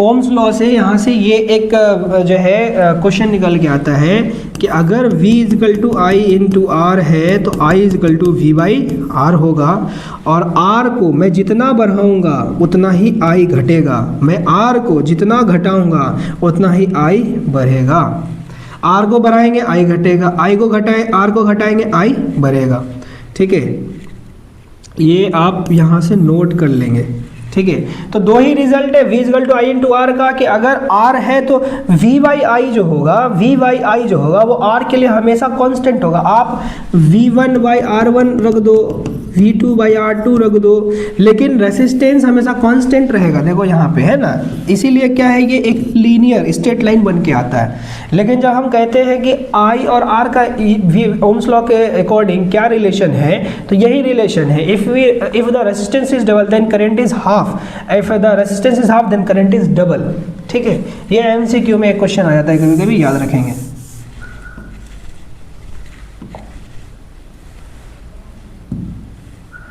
चलिए नए, ये देखिए कंडक्टर, रेसिस्टर, इंसुलेटर। भाई क्या कंडक्टर, रेसिस्टर, क्या इंसुलेटर? देखो कंडक्टर का मतलब क्या हमें पता ही है भाई, है ना। कंडक्टर का मतलब क्या होता है, जो कंडक्ट है इलेक्ट्रिसिटी, इसमें रेसिस्टेंस की मात्रा कम होती है as compare to the resistor. और रेसिस्टर की जो है, जो रेसिस्टर मतलब क्या होता है भाई, ये एलॉय है एक तरह से, आप मान सकते हो ये एलॉय है, मिश्र धातु है ना।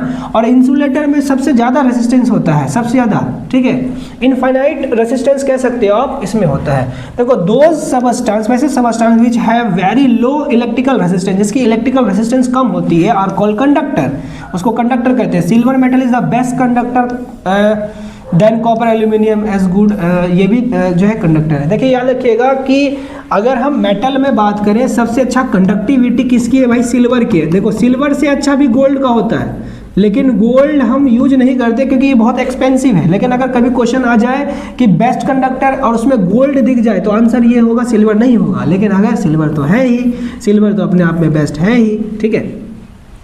बात करते हैं दो substance which have comparatively high electrical resistance, जिसका हम कंपेयर कर रहे हैं कि जिसका रेसिस्टेंस क्या होता है भाई, मेटल मतलब कंडक्टर से ज़्यादा होता है, इंसुलेटर से कम होता है। कंडक्टर से ज़्यादा इंसुलेटर, उसको क्या कहते हैं, एलॉय कहते हैं, ठीक है। उसको रेसिस्टर कहा जाता है, एलॉय कहा जाता है। Alloy like nichrome, eureka all have quite high resistance होता है। Resistor reduce the current in the circuit. भाई ये सर्किट में करंट को कम कर देगा। देखो जिसमें रेसिस्टेंस ज़्यादा होगा वो चार्ज को रोकने का सबसे ज़्यादा जो है क्षमता रखता है। आप ऐसे मानिए कि ये मेरे पास एक कंडक्टर है, इसमें रेसिस्टेंस जो है आर क्या है, कम है, तो यहाँ जो है इलेक्ट्रॉन के रास्ते में, पाथ में जो रुकावट है वो कम आएगा, ठीक है। देख लो ऐसे करके कम आएगा। अब ये मेरे पास क्या है, एलॉय है, मतलब नाइक्रोमियम वायर है, ठीक है। और इसमें देखो इलेक्ट्रॉन के में जो है, देख लो कितना रुकावट आ रहा है, देख रहे हो, ये सब क्या है, ये सब रुकावट ही तो है, ठीक है। ये सब क्या है भाई, रुकावट है ना। ये देखो इलेक्ट्रॉन है, ये देखो ये क्या मैंने बना दिया, ये मैंने रेसिस्टेंस बना दिया। तो इलेक्ट्रॉन को यहाँ से पास होने में ना काफ़ी ज़्यादा टाइम लग जाएगा। इसीलिए क्या है कि ये बहुत ज़्यादा जो है क्या कहते हैं, अपोज करेगा। तो रेसिस्टेंस क्या करता है, जनरली वो करंट को अपोज करता है, फ्लो करने से रोकता है। दो substance which have infinitely resistance, भाई वैसे सबस्टेंस जिसमें बहुत ज़्यादा रेसिस्टेंस हो उसको इंसुलेटर कहते हैं। अच्छा एक चीज़ याद रखिएगा, एक आता है सेमी कंडक्टर। क्या आता है, सेमी कंडक्टर। सेमी कंडक्टर की जो रेसिस्टेंस होती है ना, वो बिटवीन कंडक्टर से ज़्यादा और इंसुलेटर से कम होती है। ये भी याद रखेंगे, मतलब आप कह सकते हैं कि रेसिस्टेंस की जितना है ना, मतलब रेसिस्टेंस तो नहीं है, इसके बीच में रेसिस्टेंस कभी भी नहीं आता। सेमी कंडक्टर के बारे में अगर पूछा जाए तो आप कह देंगे कि कंडक्टर से ज़्यादा, ठीक है, कंडक्टर से ज़्यादा इसकी रेसिस्टेंस क्या होती है, कंडक्टर से ज़्यादा। जैसे मैंने यहाँ पे कंडक्टर लिख दिया, ठीक है, रेसिस्टेंस की बात हो रही है, कंडक्टर से ज़्यादा और इंसुलेटर से कम होता है, इंसुलेटर से कम होता है, ठीक है। वही चीज़ हमारा जो है यहाँ पे काम करता है एलॉय।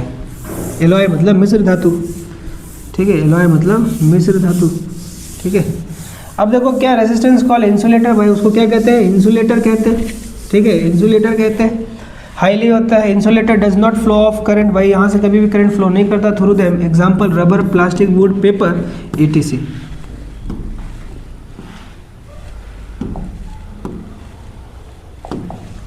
अब आते हैं factor affecting the resistance of a conductor. भाई कौन कौन से फैक्टर है ना, कौन कौन से फैक्टर जिसपे जो है कंडक्टर जो है डिपेंड करता है। देखो पहला factor length of the conductor. अब जैसे मैंने एक कंडक्टर बनाया, ठीक है, इस कंडक्टर के इस लंबाई को लेंथ कहेंगे। ये जो देख रहे हो ना, इसको क्रॉस सेक्शन एरिया कहेंगे, ए कहेंगे, ठीक है। तो देखो क्या है, factor affecting the resistance of a conductor. भाई एक कंडक्टर का रेसिस्टेंस जो है किस किस पे डिपेंड करता है, तो पहला लेंथ ऑफ द कंडक्टर, पहला क्या है लेंथ ऑफ द कंडक्टर। इससे पहले आप एक फॉर्मूला यहाँ पे लिख लेना, R is equal to rho L by A, ये लिख लो, ठीक है, ये लिख लो, ये अभी हम बताते हैं इसका यूज, ठीक है। R is equal to rho L by A. अब देखो R is equal to rho क्या है, एक प्रोपोर्शनल कांस्टेंट, इसको अगर हम गायब कर दें तो R directly proportional to L होगा, फिर R inversely proportional to 1/a होगा, है ना, ये पहला और ये दूसरा। तो resistance is directly proportional to the length of the conductor, यही चीज लिखा हुआ है, लेंथ ऑफ द कंडक्टर मतलब R directly proportional to L। Area of cross section of the conductor उस पर भी डिपेंड करता है, तो हम कह सकते हैं कैसे करता है, तो रेसिस्टेंस जो है वो इनवर्सली प्रोपोर्शनल होता है एरिया के। कहने का मतलब है कि लेंथ को मैं बढ़ाऊं तो रेसिस्टेंस भी बढ़ जाएगा, और लेंथ को घटाऊं तो रेसिस्टेंस भी घट जाएगा।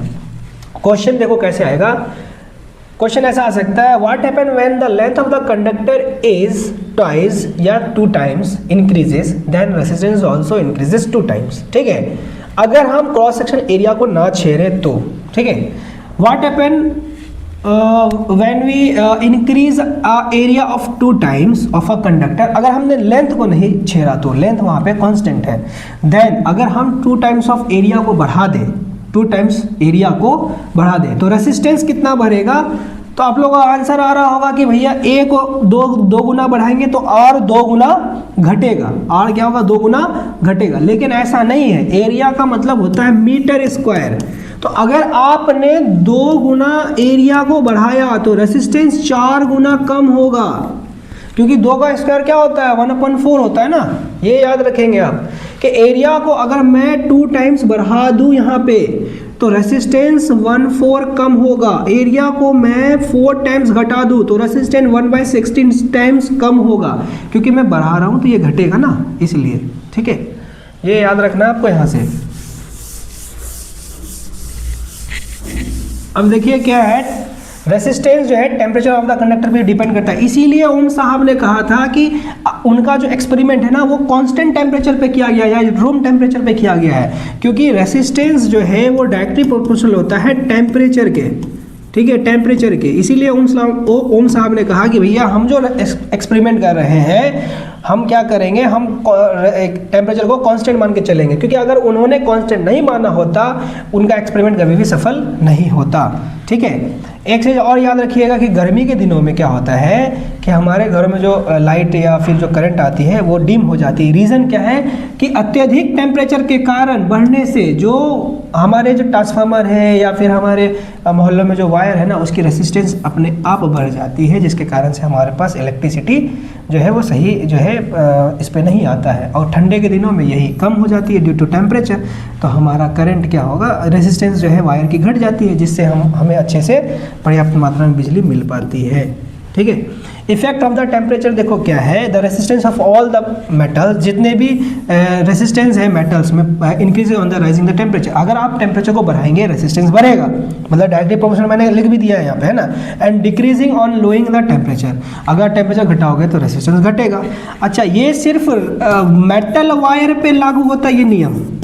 अभी जैसे हमने पढ़ा था ना, क्या पढ़ा था, कंडक्टर पढ़ा था, रेसिस्टर पढ़ा था, रेसिस्टर पे लागू नहीं, मतलब एलॉय जितने भी होंगे, मिश्र धातु जितने भी हैं उस पे ये कंडीशन लागू नहीं होता है। When we increase the temperature then resistance increase in metal, when we increase the resistance, when we increase the temperature resistance remain same in alloy. ठीक है, और रेसिस्टर देखो क्या है, वही चीज़ लिखा हुआ है, रेसिस्टेंस ऑफ एलॉय, एलॉय की जो रेसिस्टेंस है लाइक जो है मैग्नीन है ना, कंस्टेंटेन होता है, और जो है नाइक्रोमियम होता है, almost unaffected by the temperature. भाई इनको कोई मतलब ही नहीं है, तुम भले तुम टेम्परेचर बढ़ा दो घटा दो, इनकी रेसिस्टेंस जो है वही रहेगी, क्योंकि बहुत पहले से बहुत हाई है ना, अब कितना होगा। ठीक है, आ जाओ इसको देखते हैं। देखिए क्या है रेसिस्टिविटी, भाई रेसिस्टिविटी क्या होती है, जिस तरह से कंडक्टर में कंडक्टिविटी होती है किसी चीज़ को कंडक्ट करने की, उसी तरह से रेसिस्टिविटी होती है कि कितना वो रेसिस्ट कर सकता है, किसी चीज़ को कितना रोक सकता है। जैसे कंडक्टर क्या है, कंडक्टर से क्या बना, कंडक्टिविटी। भाई कंडक्टर क्या कर रहा है, चीज़ों को कंडक्ट कर रहा है। रेसिस्टेंस क्या कर रहा है, चीज़ों को रेसिस्ट कर रहा है, रोकने का काम कर रहा है। तो देखो रेसिस्टेंस में अगर बात करें तो दो तरह से हम रेसिस्टेंस को देख सकते हैं कि वो पहला क्या, रेसिस्टेंस अपोज करता है, ठीक है। आइए पहले जो है रेसिस्टेंस को थोड़ा सा समझ लेते हैं। देखो रेसिस्टेंस क्या है, ये अपोज करता है, it opposes the flow of charge, the flow of charge, ठीक है। ये फ्लो ऑफ चार्ज को क्या करता है भाई, जो करंट जो है बह रहा है ना कंडक्टर में, उसको क्या करता है, उसको अपोज करता है, उसका बहिष्कार करता है कि भैया हम तुमको जो है बहने नहीं देंगे, हम तुमको फ्लो करने नहीं देंगे। मान लेते हैं ये हमारे पास कंडक्टर है और इससे जो है ये चार्ज जो है फ्लो कर रहा है, ठीक है। यहाँ से इलेक्ट्रॉन क्या कर रहा है, फ्लो कर रहा है, तो इसके मोशन को अपोज करेगा। क्या करेगा, इसके मोशन को अपोज करने का काम करता है रेसिस्टेंस, ठीक है। इसीलिए इसको हिंदी में प्रतिरोध भी कहते हैं। तो ये जो अपोज कर रहा है, इसीलिए देखो इसका सिंबल जो है, रेसिस्टेंस को कैपिटल आर से लिखा जाता है पहले, सिंबॉलिक, ठीक है। और इसको जो सिंबल में इस तरह से लिखा जाता है, ठीक है। रेसिस्टेंस को कैपिटल आर से लिखते हैं, हम डिनोट करते हैं, इसका सिंबल में ऐसा लिखते हैं और यहाँ पे ऐसे आर कर देते हैं, ठीक है। रेसिस्टेंस आपने देखा ना, रेसिस्टेंस। अच्छा, इसका ऐसा यूनिट क्या होता है, इसका ऐसा यूनिट क्या है, इसका ऐसा यूनिट होता है ओम, ठीक है। इसका ऐसा यूनिट क्या होता है, ओम होता है, ठीक है। याद रखेंगे रेसिस्टेंस का ऐसा यूनिट क्या होता है, ओम होता है। और इसको सिंबल में ऐसा भी लिखा जाता है, ओम, ठीक है। रेसिस्टेंस का काम क्या है, करंट के फ्लो को जो है रोकना, बस इतना ही। Oppose the motion of charge, आप ये भी कह सकते हो oppose the motion of a charge in the conductor. जब यहाँ पे हम किसी सोर्स या बैटरी को लगाते हैं तो ये क्या करेगा, इसको फ्लो को रोकेगा, है ना।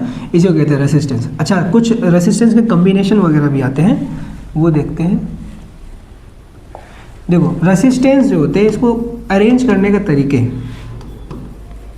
ठीक है। दो तरह से रेसिस्टेंस को अरेंज करते हैं, एक होता है सीरीज, एक होता है पैरेलल, ठीक है। दो तरह से आप क्या करते हैं, रेसिस्टेंस को अरेंज करते हैं, एक होता है सीरीज, एक होता है पैरेलल। जैसे मान लेते हैं कि मेरे पास ये एक रेसिस्टेंस है और ये जो है दूसरा रेसिस्टेंस है। एक रेसिस्टेंस ये रहा, एक रेसिस्टेंस ये रहा, एक रेसिस्टेंस ये रहा। ये मान लेते हैं R1, ये मान लेते हैं R2 और ये मान लेते हैं R3। इन तीनों को मैंने सीरीज में अरेंज किया, तो कैसे करेंगे, देखो ऐसे करेंगे। ये पहला रेसिस्टेंस लगा दिया, दूसरा, तीसरा, ये R1, ये R2 और ये R3। और इन तीनों के जगह पे मुझे एक रेसिस्टेंस यूज करना है, उसको क्या कहेंगे, उसको कहेंगे इक्विवेलेंट रेसिस्टेंस। क्या कहेंगे, इक्विवेलेंट,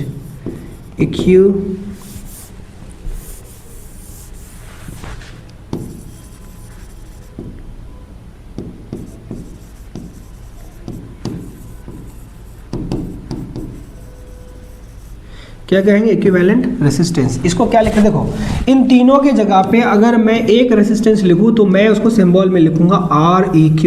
और REQ क्या मतलब होता है, R1 plus R2 plus R3। अब देखो मैंने क्या कहा कि अगर मैं सीरीज कम्बिनेशन कर रहा हूं तो मेरा जो इन तीनों के जगह पे एक सिंगल रेसिस्टेंस लगाऊंगा, मैं उसको लिखूंगा REQ। और इन तीनों को क्या करूंगा, जैसे हम सम करते हैं आमतौर पर वैसे ही सम करेंगे। जैसे मान लेते हैं कि ये 2 ओम का रेसिस्टेंस था, ये 4 ओम का रेसिस्टेंस था, ये 6 ओम का रेसिस्टेंस है। इन तीनों के जगह पे मुझे एक रेसिस्टेंस यूज करना है, तो हम कितने ओम का रेसिस्टेंस यूज करेंगे, मतलब REQ कितने ओम का रेसिस्टेंस यूज करेंगे, 6 + 4 + 2, मतलब 2 + 4 + 6 जो कि हो जाएगा 12 ओम का रेसिस्टेंस आप यूज कर लेंगे। तो सीरीज कम्बिनेशन में कुछ नहीं होता, यही होता है कभी भी कहा जाए कि 3-4 रेसिस्टेंस उसको सीरीज कम्बिनेशन में करके बता दो या इक्विवेलेंट रेसिस्टेंस निकाल दो। इक्विवेलेंट का मतलब होता है इन तीनों के जगह पे एक रेसिस्टेंस को लगा देना। अब देखो जैसे कि मैंने ये सर्किट बनाई ना, इसके जगह पे मैं क्या बना सकता था, मैं एक सिंगल सर्किट ऐसे बना के यहाँ पे लिख सकता था REQ। ये दोनों सर्किट जो है, ये दोनों सर्किट आपस में इक्वल है, ठीक है। ये दोनों सर्किट आपस में क्या है भाई, इक्वल, दोनों बराबर है, ठीक है। इसी को कहते हैं सीरीज कम्बिनेशन। अच्छा, सीरीज कम्बिनेशन का प्रूफ भी होता है, देखो प्रूफ दिखाते हैं सीरीज कम्बिनेशन का। Series combination of a resistor of a resistance. ठीक है, देखो क्या है सीरीज कॉम्बिनेशन में, देखो क्या है। अच्छा याद रखिएगा, इसके लिए पहला चीज आपको याद रखना, in a series combination current is always same, current is always same but potential is different, but potential difference is different. देखो सीरीज कॉम्बिनेशन की अगर मैं बात करूँ तो सीरीज कॉम्बिनेशन में करंट क्या होता है, सेम होता है, लेकिन पोटेंशियल अलग होता है। जैसे देखो क्या है, मेरे पास ये एक सर्किट है, मैंने स्विच लगाया, यहाँ पे मैंने एक रेसिस्टेंस लगाया, यहाँ पे दूसरा रेसिस्टेंस लगाया और यहाँ पे तीसरा। इससे ज़्यादा भी आप लगा सकते हो, कुछ ज़रूरत है नहीं, लेकिन 3 पे जो है समझ में आ जाती है, मोर देन, इसलिए मैंने 2 लिया। यहाँ ये R1 रेसिस्टेंस है, ये R2 रेसिस्टेंस है और ये R3 रेसिस्टेंस है। अगर ये 3 रेसिस्टेंस है, ठीक है, ये हमारा प्लस है, ये माइनस है, ये स्विच हमने ऑन किया और यहाँ से मैंने आई करंट को फ्लो किया, तो यहाँ से भी आई करंट क्रॉस करेगा, यहाँ से भी आई करंट क्रॉस करेगा और यहाँ से भी आई करंट क्रॉस करेगा। लेकिन जो पोटेंशियल मान लेते हैं यहाँ पे भी है, तो यहाँ से जो पोटेंशियल क्रॉस करेगा ना, यहाँ से V1 पोटेंशियल क्रॉस करेगा, यहाँ से V2 पोटेंशियल क्रॉस करेगा और यहाँ से V3 पोटेंशियल क्रॉस करेगा और यहाँ पे आके V हो जाएगा, जो V is equal to V1 plus V2 plus V3 है। बात समझा गया? ठीक है, यही होगा। तो सीरीज कॉम्बिनेशन में क्या है भाई, करंट सेम है, पोटेंशियल अलग है। मतलब करंट क्या होता है, कांस्टेंट रहता है, ये आपको याद रखना है। इसका देखिए प्रूफ क्या है, हम लिख सकते हैं फ्रॉम ओम्स लॉ। ठीक है, हम क्या लिख सकते हैं भाई, फ्रॉम ओम्स लॉ लिख सकते हैं V is equal to I into R लिख सकते हैं। ठीक है, V is equal to I into R लिख सकते हैं। अब इस पूरे 3 के लिए अगर मैं इक्विवेलेंट आर ई लिखूंगा तो आर ई क्यू के लिए मैं क्या लिखूंगा, V is equal to I into R E Q लिखूंगा, है ना। इसके लिए मैं क्या लिखूंगा, तो मैंने लिखा I into R E Q is equal to, इस जो है यहाँ पे जब मैं ओम्स लॉ लगाऊंगा तो यहाँ पे मैं ओम्स लॉ लगाऊंगा तो ये क्या होगा, यहाँ पे जब ओम्स लॉ लगाऊंगा ये क्या होगा, V1 is equal to I R1 होगा। तो वही तो है, V1 के जगह पे मैंने क्या रखा, आप ऐसा रख लो ना, आप ऐसा रख लो कि V is equal to V1 plus V2 plus V3 है। और V1 के V के जगह पे हम चूंकि हम इक्विवेलेंट निकाल रहे हैं तो हम क्या लिखेंगे, आई आर ई क्यू लिखेंगे। और V1 के जगह पे हम क्या लिख सकते हैं, आई R1 प्लस V2 के जगह पे क्या लिख सकते हैं, आई R2 प्लस V3 की जगह पे क्या लिख सकते हैं, आई R3 रख सकते हैं। अब एक बात बताइए, I R E Q is equal to, मैंने आई सबसे कॉमन ले लिया क्योंकि कांस्टेंट है और इक्वल है, तो R1 plus R2 plus R3 हो गया और ये आई कैंसिल बन जाएगा, तो क्या बचेगा, R E Q is equal to R1 plus R2 plus R3 plus ऐसे सो ऑन, जितना रेसिस्टेंस आपको पैडल में लगाना लगा दीजिए। इसीलिए ये फॉर्मूला होता है। ये प्रूफ है कॉम्बिनेशन का, सीरीज कॉम्बिनेशन का। तो सीरीज कॉम्बिनेशन में याद रखिएगा कि अगर यहाँ से 2 एम्पियर करंट क्रॉस किया तो यहाँ से भी 2 एम्पियर ही करेगा, यहाँ से भी 2 एम्पियर ही करेगा, यहाँ से भी 2 एम्पियर ही करेगा। भाई करंट कभी भी सीरीज में क्या होता है, अंतर नहीं होगा, पोटेंशियल का अंतर हो सकता है। मान लेते हैं कि यहाँ पे अगर 20 वोल्ट हमारा पोटेंशियल लगा हुआ है तो यहाँ से कभी 20 वोल्ट क्रॉस नहीं करेगा, यहाँ से भी नहीं करेगा, यहाँ से भी नहीं करेगा। लेकिन हाँ, जो यहाँ पहुँचेगा वो 20 वोल्ट होने वाला है। ठीक है, जो पहुँचेगा वापस आएगा वो 20 वोल्ट होने वाला है। पहली बात। दूसरी बात देखिए क्या है कि सीरीज कॉम्बिनेशन जब भी हम करते हैं, ये आप नोट में याद रखिएगा। सपोज दैट मेरे पास जो है 5 रेसिस्टेंस है, एक है 10 ओम का, एक है 50 ओम का, एक है 60 ओम का, ठीक है, एक आप ले लीजिए 70 ओम का, एक ले लीजिए 80 ओम का, 1 2 3 4 5 ओम है। 5 रेसिस्टेंस है मेरे पास। देखिए कौन कौन से हैं, 10 ओम, 50 ओम, 60 ओम, 70 और 80 ओम। और मैं इन सबको सीरीज में अरेंज करूं और मैं पूछूं कि मेरा इक्विवेलेंट क्या है, तो याद रखिएगा इन सब रेसिस्टेंस में जो सबसे बड़ा रेसिस्टेंस होगा 80, ठीक है, उससे भी बड़ा हमारा वैल्यू आएगा ठीक है, उससे भी बड़ा क्या आएगा, वैल्यू आएगा हमारा इक्विवेलेंट का। ठीक है, ये भी आप एक याद रखिएगा कि इन सब में जो सबसे बड़ा रेसिस्टेंस है 80, हमारा इक्विवेलेंट उससे भी बड़ा आएगा। अब देखिए जोड़ के तो निकाल ही सकते हैं ना, लेकिन कभी नहीं दिया रहे और इस तरह का क्वेश्चन आ गया तो याद रखिएगा इक्विवेलेंट रेसिस्टेंस हमेशा जो गिवन रेसिस्टेंस होता है उसमें जो सबसे बड़ा होगा उससे भी ज़्यादा होता है हमारा इक्विवेलेंट रेसिस्टेंस। ठीक है, ये आपको याद रखना है। दूसरी एक बात याद रखनी है आपको एकदम की पॉइंट में कि सीरीज कॉम्बिनेशन में जो करंट होता है वो हमेशा सेम होता है और पोटेंशियल हमेशा डिफरेंट होता है। ऐसा क्यों है? ऐसा इसलिए है क्योंकि करंट को एक ही रास्ता, सिंगल पाथ मिला है यहाँ पे, इसलिए अगर करंट को सिंगल पाथ है तो वो सीरीज में है। अगर करंट को एक से ज़्यादा पाथ मिल जाए जाने के लिए तो आप कह देंगे कि वो चीज़ पैरेलल में है। चलिए पैरेलल कॉम्बिनेशन को भी देख लेते हैं क्या है।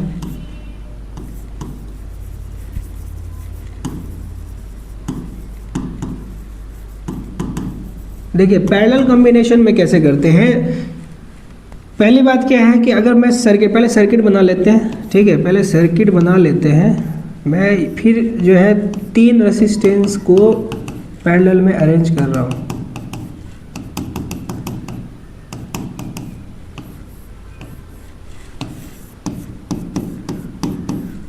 देखिए ये प्लस ये माइनस, ठीक है, ये मेरा R1 रेसिस्टेंस है, ये R2 रेसिस्टेंस है और ये R3 रेसिस्टेंस है। यहाँ से मेरा I करंट गया, यहाँ तक I पहुँचा, लेकिन जैसे ही यहाँ पे मेरा I करंट पहुँचा, अब देखिए इसको 3 रास्ता मिल रहा जाने का, 1 2 3, ये किधर जाएगा? तो मान लेते हैं यहाँ से I1 करंट क्रॉस किया, यहाँ से I2 करंट क्रॉस किया और यहाँ से I3 करंट क्रॉस किया, लेकिन जब ये यहाँ पे पहुँचेगा तो ये I ही रहेगा, जो कि I इजिकल टू क्या हो जाएगा, I1 plus I2 plus I3 बन जाएगा। समझ में आया बात? समझ में आया कि नहीं आया, है ना? और मान लेते हैं ये मेरा पोटेंशियल V है, तो यहाँ से भी V क्रॉस करेगा, यहाँ से भी V क्रॉस करेगा और यहाँ से भी V क्रॉस करेगा। इसका ये मतलब है कि V जो है क्या होता है, इसमें पैरेलल कॉम्बिनेशन में हम क्या कह सकते हैं कि जो हमारा V है, V इज ऑल्सो मतलब potential difference is same but current is different. ये याद रखना है, जस्ट उसका उल्टा हो जाएगा। ठीक है, जस्ट उसका क्या हो जाएगा भाई, उल्टा हो जाएगा, ये याद रखना है। अब देखिए इसी चीज़ को मैं यहाँ पे लिख रहा हूँ कि I is equal to I1 plus I2 plus अगर I3 है मेरे पास, तो ओम्स लॉ क्या कहता है, V is equal to I into REQ, equivalent resistance के लिए, है ना, यही तो कहता है। तो अगर मैं I के जगह पे रखूँ तो I इजिकल टू क्या रखूँगा, V बाई REQ, इक्विवेलेंट चाहिए मुझे, तो मैं I के जगह पे V बाई REQ। I1 में मैं V बाई REQ रखूँगा तो यहाँ क्या लिखूँगा, V by R1 plus I2 की जगह पे V बाई R2 प्लस इसको V बाई R3। अच्छा, V REQ इजिकल टू सबसे भी मैंने कॉमन लिया तो क्या बचेगा, R1 plus 1 by R2 plus 1 by R3, और ये V कैंसिल होके क्या बचेगा मेरे पास, देखिए क्या बचेगा, 1 by REQ is equal to 1 by R1 plus 1 by R2 plus 1 by R3, यही तो बचेगा। यही है पैरेलल कॉम्बिनेशन करने का तरीका कि अगर आपके पास एक से ज़्यादा रेसिस्टेंस है, उसको पैरेलल कॉम्बिनेशन करना है तो आप ऐसे करेंगे। अच्छा, इसका फॉर्मूला याद रखिएगा। कभी कभी क्या होता है,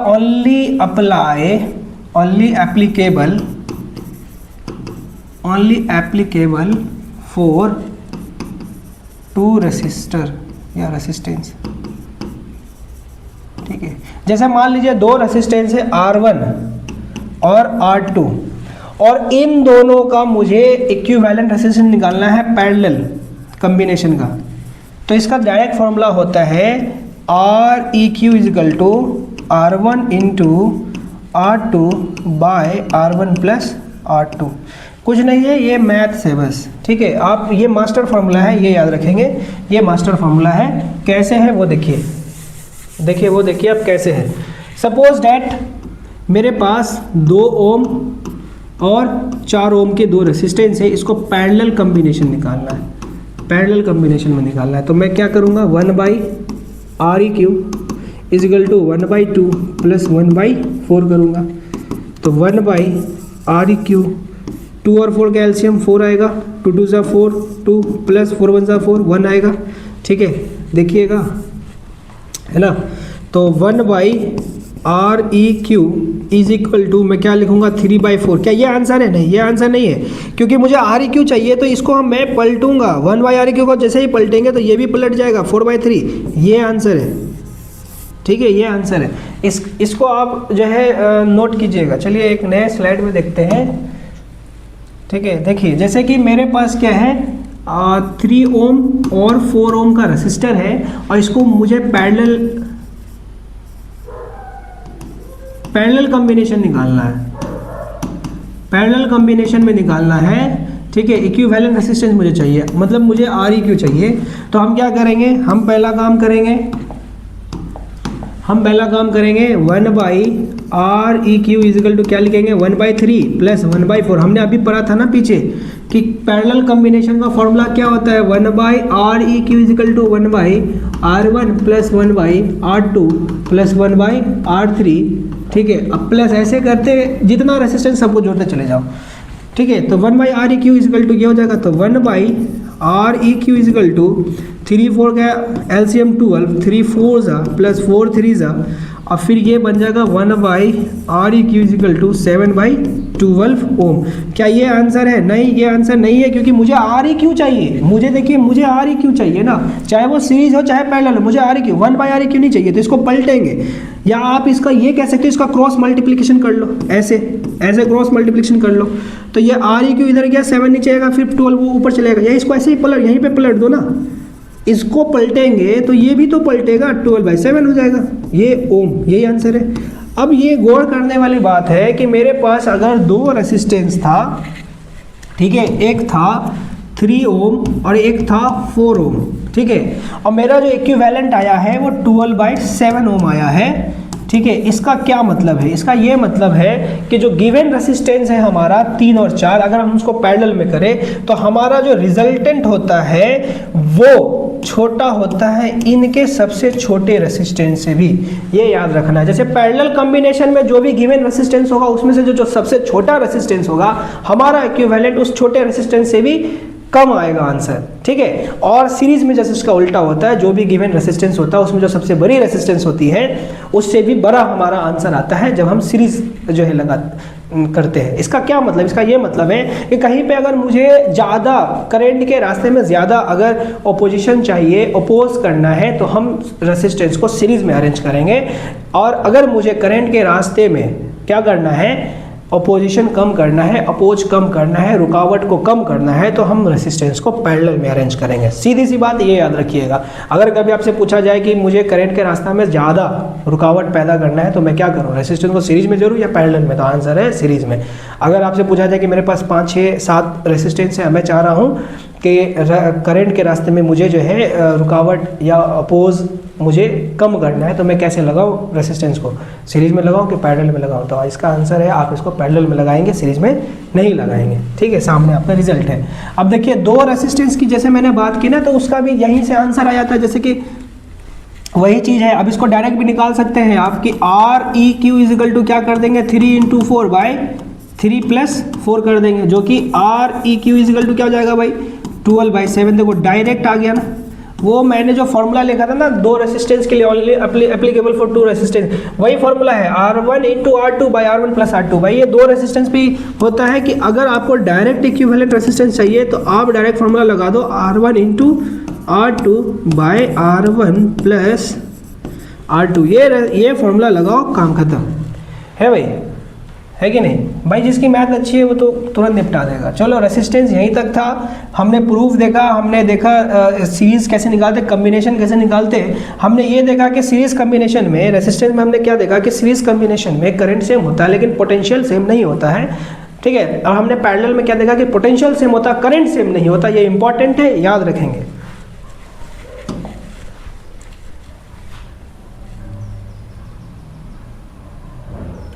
हम लोग इस स्लाइड पे थे, आइए देखिए रेसिस्टिविटी की बात कर रहे थे ना, रेसिस्टिविटी क्या था भाई, रेसिस्टिविटी कुछ नहीं था। देखिए जिस तरह से कंडक्टर का काम होता है कंडक्ट करना, मतलब कंडक्टिविटी, उसी तरह से रेसिस्टेंस का काम होता है रेसिस्ट करना, उसी को कहते हैं रेसिस्टिविटी। अब हर एक कंडक्टर जो होता है वो अलग अलग जो है मटेरियल के बने होते हैं, इसलिए उसकी जो है रेसिस्टिविटी अलग होती है। याद रखिएगा कि रेसिस्टिविटी जो है हर एक कंडक्टर की क्या होती है भाई, अलग होती है, क्योंकि नेचर ऑफ मटेरियल अलग है। ठीक है, हम इसको देखेंगे कि रेसिस्टिविटी जो है कैसे कैसे डिपेंड करती है। तो देखिए क्या रेसिस्टिविटी है, the resistivity of given conductor, किसी भी गिवन कंडक्टर की जो रेसिस्टिविटी है is directly proportional to its length, वो उसके लेंथ पे जो है डिपेंड करता है। The resistance of a given conductor, अगर रेसिस्टेंस किसी given conductor is inversely proportional to its area of the cross section area. देखो मैंने फॉर्मूला लिखा था ना, R is equal to rho L by, ये रेसिस्टिविटी के लिए नहीं, ये रेसिस्टेंस के लिए लिखा जा रहा है। तो रेसिस्टेंस जो है वो डायरेक्टली प्रोपोर्शनल टू लेंथ होता है और रेसिस्टेंस जो है वो इनवर्सली प्रोपोर्शनल टू एरिया होता है। और मैंने यहाँ बताया भी था कि अगर किसी के क्रॉस सेक्शन एरिया को 2 गुना बढ़ा दे तो रेसिस्टेंस 1/4 कम हो जाता है, अगर किसी के लेंथ को 2 गुना बढ़ा दे तो रेसिस्टेंस 2 गुना बढ़ जाता है। ये मैंने आपको बताया था, याद है कि याद है ना, पिछले वाले स्लाइड में इस चीज़ को मैंने बताया था, तो ये याद रखेंगे। ठीक है, उसी तरह से मैंने लिखा R is equal to by combining the जो है रिलेशन फर्स्ट। देखो जब हम पहला और दूसरे रिलेशन को जोड़ते हैं, मतलब R directly proportional to L और R inversely proportional to 1/A, इन दोनों को जोड़ेंगे एक साथ तो क्या लिखेंगे, R directly equal to L/A, और ये डायरेक्टली प्रोपोर्शनल जब रिमूव होगा तो R is equal to rho, यहाँ से आता है L/A। यही रॉ हमारा कहलाता है रेसिस्टिविटी कहलाता है, यही रॉ क्या कहलाता है हमारा, रेसिस्टिविटी कहलाता है। हम अभी देखने वाले हैं। ठीक है, देखो फिर से देखो, तो रॉ इज इक्वल टू क्या लिखेंगे, रॉ इज इक्वल टू, ये RHO रॉ है, ये RHO रॉ कहते हैं। ठीक है, रॉ इज इक्वल टू क्या लिखेंगे, R into A by L, यही है हमारा रेसिस्टिविटी, इसी को कहते हैं रेसिस्टिविटी। रेसिस्टिविटी देखो आप ऐसे समझ सकते हो कि एक कंडक्टर है और इसमें जितने भी रेसिस्टेंस है सबको अगर मैं एक साथ पकड़ लूँ, समेशन कर दूँ, उसी को हम रेसिस्टिविटी कहते हैं। रेसिस्टिविटी आप कह रहे हो, ठीक है। और ये नेचर जो होती है, नेचर पे डिपेंड करती है कि कंडक्टर कैसा। जैसे सिल्वर में क्या होगी, रेसिस्टिविटी कम होगी, सिल्वर की रेसिस्टिविटी कम होगी। हम बात करेंगे जो है कॉपर की, तो कॉपर की रेसिस्टिविटी जो है एल्युमिनियम से जो है कम होगी, फिर एल्युमिनियम की रेसिस्टिविटी जो है वो ज़्यादा होगी। तो सबसे ज़्यादा रेसिस्टिविटी जो भाई जिसमें ज़्यादा इम्प्योरिटीज़ है, जिसमें रेसिस्टेंस ज़्यादा है, उसकी रेसिस्टिविटी ज़्यादा होगी। एल्युमिनियम की ज़्यादा है, उससे कम अगर हम बात करें रेसिस्टिविटी कॉपर की, उससे कम बात करें तो हम सिल्वर की रेसिस्टिविटी, उससे कम बात करें तो गोल्ड की होगी। ठीक है, यही है हमारा रेसिस्टिविटी। अब यहाँ से देखो रेसिस्टिविटी डिपेंड किस पे करता है वो देखिए। रेसिस्टिविटी को अभी ये तो खत्म हो गया भाई, ये हो गया हमारा फॉर्मूला रेसिस्टिविटी का। रेसिस्टिविटी जो है, रेसिस्टिविटी को आप क्या लिख सकते हैं, देखो rho is equal to R into A by L, यही हमारा रेसिस्टिविटी है। और रॉ, इसको रॉ पढ़ते हैं RHO रॉ, जिसका मतलब होता है रेसिस्टिविटी, यही हमारा रेसिस्टिविटी है, रेसिस्टिविटी। अच्छा, इसका ऐसा यूनिट क्या हो रेसिस्टिविटी का, तो भाई रेसिस्टेंस का ओम इंटू एरिया का मीटर स्क्वायर, लेंथ का मीटर, काटो ओम मीटर, याद रखना। रेसिस्टिविटी का ऐसा यूनिट क्या होता है भाई, ओम मीटर होता है। क्या होता है, ओम मीटर होता है ना। अब रेसिस्टिविटी में देखो क्या क्या ये डिपेंड करता है, तो रेसिस्टिविटी क्या होता है, डायरेक्टली प्रोपोर्शनल टू एरिया होता है, और रेसिस्टिविटी जो है inversely proportional to the length of the conductor होता है। ये आप याद रखेंगे, ठीक है, ये आप याद रखेंगे कि रेसिस्टिविटी जो है डायरेक्टली प्रोपोर्शनल टू द अच्छा, यहाँ पे रेसिस्टेंस एक चीज़ और याद रखेंगे आप, R is equal to rho L/A, मैंने बताया था ना रेसिस्टेंस के लिए, वही चीज़ें बस फॉर्मूला इधर कर दिया तो रेसिस्टिविटी बन गया। तो R directly proportional to L था और R inversely proportional to 1 area था, यही था ना। अच्छा, एरिया को मैं बढ़ाऊँ तो रेसिस्टेंस घटेगा, यही मतलब था, बिल्कुल। एरिया बढ़ाने का मतलब क्या है, तो याद रखिएगा कि 2 तरह के वायर हैं हमारे पास, एक है थिक, एक है थिन। तो थिक जो है ये मोटा हो गया मतलब क्या, एरिया को मैंने बढ़ा दिया। अगर एरिया बढ़ा दिए इसका मतलब थिक वायर, मोटा वायर है, तो इसकी रेसिस्टिविटी ज़्यादा या कम, तो एरिया बढ़ाएंगे तो रेसिस्टिविटी कम। तो याद रखिएगा मोटा वायर की रेसिस्टेंस जो होती है वो कम होती है, ये याद रखेंगे आप। मोटे वायर की रेसिस्टेंस कम होती है as compare to the thin wire. तो थिन वायर की रेसिस्टिविटी मतलब, अब इसी मोटा वायर को अगर मैं पतला कर दूं, मतलब क्रॉस सेक्शन एरिया घटा दूं, तो रेसिस्टेंस बढ़ जाएगा ना, इसीलिए इसकी रेसिस्टेंस ज़्यादा। तो याद रखेंगे थिक वायर की जो रेसिस्टेंस होती है वो ज़्यादा होती है थिन वायर से, थीन वायर की जो रेसिस्टेंस होती है वो ज़्यादा होती है थिक वायर से। ये भी आप याद रखिएगा, ठीक है, ये भी आप याद रखिएगा, ठीक है। आइए देखो क्या है, where Q is a constant known as resistivity. भाई जब हम R is equal to rho L by A लिखते हैं तो रॉ हमारा ये कांस्टेंट होता है। बात समझ में आ गया? रेसिस्टेंस के केस में कांस्टेंट, जिसको रेसिस्टिविटी कहते हैं of the material of the conductor. ये material of the conductor resistivity is also known as specific resistance. इसको अच्छा इसका एक दूसरा नाम भी दिया गया स्पेसिफिक रेसिस्टेंस। स्पेसिफिक रेसिस्टेंस ये भी याद रखेंगे आप, रेसिस्टेंस, ठीक है। यूनिट ऑफ रेसिस्टिविटी का ओम मीटर मैंने निकाला भी था अभी, है ना। रेसिस्टिविटी डज नॉट डिपेंड, देखो अब ये क्या है, resistivity does not depend is length of the thickness of, it depends upon the nature of the substance and temperature. ये बस नेचर ऑफ द सबस्टेंस कि कैसा है भाई, कॉपर है, एल्यूमिनियम है, गोल्ड है, ठीक है, सिल्वर है, उस पर डिपेंड करता है। दूसरा टेम्परेचर पे डिपेंड करता है, क्योंकि टेम्परेचर रेसिस्टेंस पे डिपेंड कर रहा है, इसलिए रेसिस्टिविटी डिपेंड कर रहा है, ठीक है, ये याद रखेंगे आप। बाकी लेंथ वगैरह पे जो है डिपेंड नहीं करता, इसलिए मैंने यहाँ पे बनाया तो था लेकिन मैंने बताया नहीं था, अभी बता रहा हूँ। चलिए नेक्स्ट टॉपिक पे चलते हैं। देखिए resistivity of different substance are alloy का देखो सिल्वर का देखो कितना है, 1.6 × 8 है, ठीक है, ये -8 है। कॉपर की 1.69 × ये देखो बढ़ गया, एल्यूमिनियम की उससे ज़्यादा बढ़ गया, नाइक्रोमियम की सबसे ज़्यादा है, देखो 110 सबसे ज़्यादा। तो एलॉय की जो रेसिस्टिविटी होता है ना, जितने भी एलॉय होते हैं उसकी रेसिस्टिविटी बहुत हाई होती है, ये याद रखिएगा, ठीक है। एलॉय द हीटिंग एलिमेंट्स और heating coils of electrical heating appliances such as electric current and toasted are made of alloy rather than a pure metal, ठीक है। ये क्या होते हैं भाई, रेदर देन प्योर मेटल से नहीं बनते, मतलब उनमें मिला के बनाया था। रेसिस्टिविटी एलॉय जितने भी रेसिस्टिव बनते हैं एलॉय के are much more higher those of pure metal. मान लेते हैं कि प्योर मेटल हमारे पास कॉपर है, एल्यूमिनियम है, और हमने इससे एलॉय बनाया, हमने इससे क्या बनाया, एलॉय बनाया। तो ये कहना चाह रहा है कि resistivity are much more higher than the, मतलब ये इसकी जो रेसिस्टिविटी है अब जो बनेगी ये इसकी ज़्यादा होगी। मतलब मान लेते हैं इसकी इन सब की रेसिस्टिविटी R1 है, इसकी R2 है, तो भाई R2 ग्रेटर देन R1 होगी रेसिस्टिविटी, क्योंकि हम ज़्यादा मिला रहे हैं ना इसलिए, ठीक है। Alloy does not undergoes oxidation, भाई कभी भी एलॉय की ऑक्सीडेशन मतलब कि खुले में एलॉय को अगर आप खुला छोड़ दो जो कि ऑक्सीजन से रिएक्शन नहीं करेगा, इसीलिए ऑक्सीडेशन नहीं होता है ऑन बर्निंग, ना ही बर्निंग पे होता है, इसलिए even at a high temperature पे भी नहीं होता, इसलिए ये जल्दी टूटते नहीं है, ठीक है, गर्म होकर टूटते नहीं है, मेल्ट नहीं करते। नाइक्रोमियम हैज़ वेरी हाई रेसिस्टिविटी, भाई नाइक्रोमियम की बहुत हाई रेसिस्टिविटी होती है। नाइक्रोमियम डज नॉट अंडरगोज ऑक्सीडेशन, नाइक्रोमियम जो है कभी भी ऑक्सीडेशन नहीं करता है, ये याद रखेंगे, ऑक्सीजन से रिएक्शन नहीं करेगा।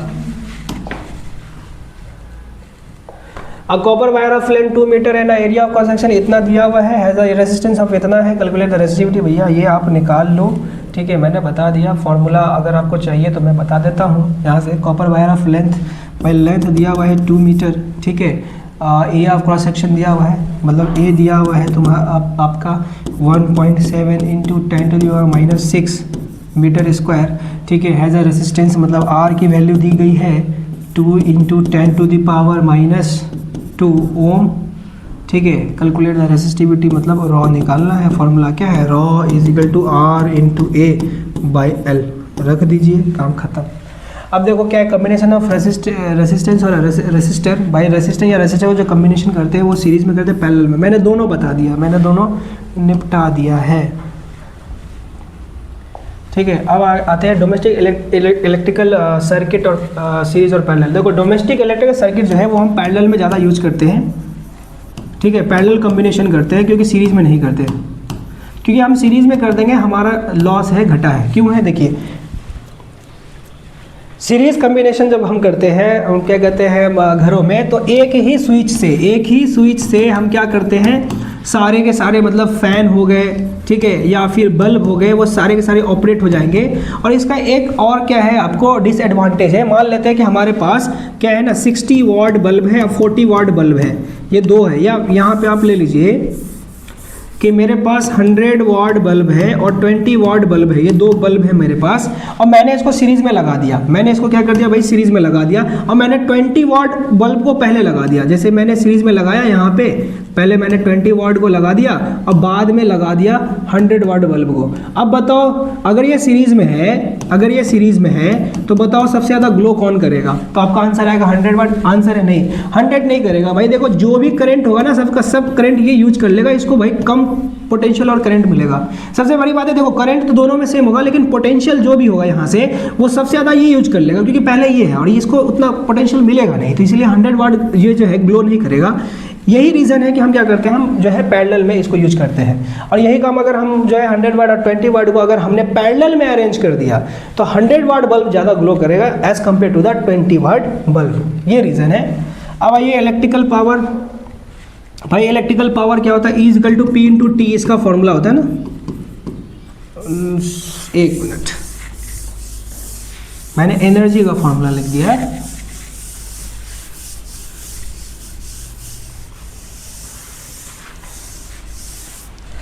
देखिए इलेक्ट्रिकल पावर क्या है? Electrical power is the electrical work done पर यूनिट टाइम, मतलब P इक्वल टू W/T होता है। इसका फॉर्मूला क्या होता है भाई? P इक्वल टू W/T होता है। वर्क डन का ऐसा यूनिट जूल और टाइम का होता है सेकेंड। जूल पर सेकेंड को ही हम क्या कहते हैं भाई? पावर है, तो पावर का ऐसा यूनिट क्या होता है? वॉट होता है।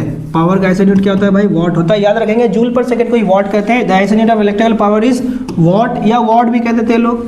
The power of a 1 what, जो 1 वॉट है power, is rate of working of 1 joule पर सेकेंड। ठीक है। अब देखिए कभी कभी आता है प्रूफ करने के लिए कि 1 वॉट प्रूफ कीजिए। तो 1 वॉट प्रूफ करना है तो हम क्या जानते हैं? P इक्वल टू W/T जानते हैं। तो work done 1 joule by 1 second. 1 second में अगर 1 जूल वर्क डन हो जाए तो हम कहेंगे कि 1 वॉट पावर है, 1 वॉट पावर है। अच्छा 1 किलो वाट क्या है भाई? 1 किलो वाट क्या है? 1000 वाट को 1 किलो वाट करते हैं। एक चीज़ और याद रखेंगे, 1 HP जो होता है वो 746 वाट के बराबर होता है। ये भी याद रखिएगा, 746 वाट के बराबर होता है 1 HP। 1 हॉर्स पावर कहते हैं HP का, है ना।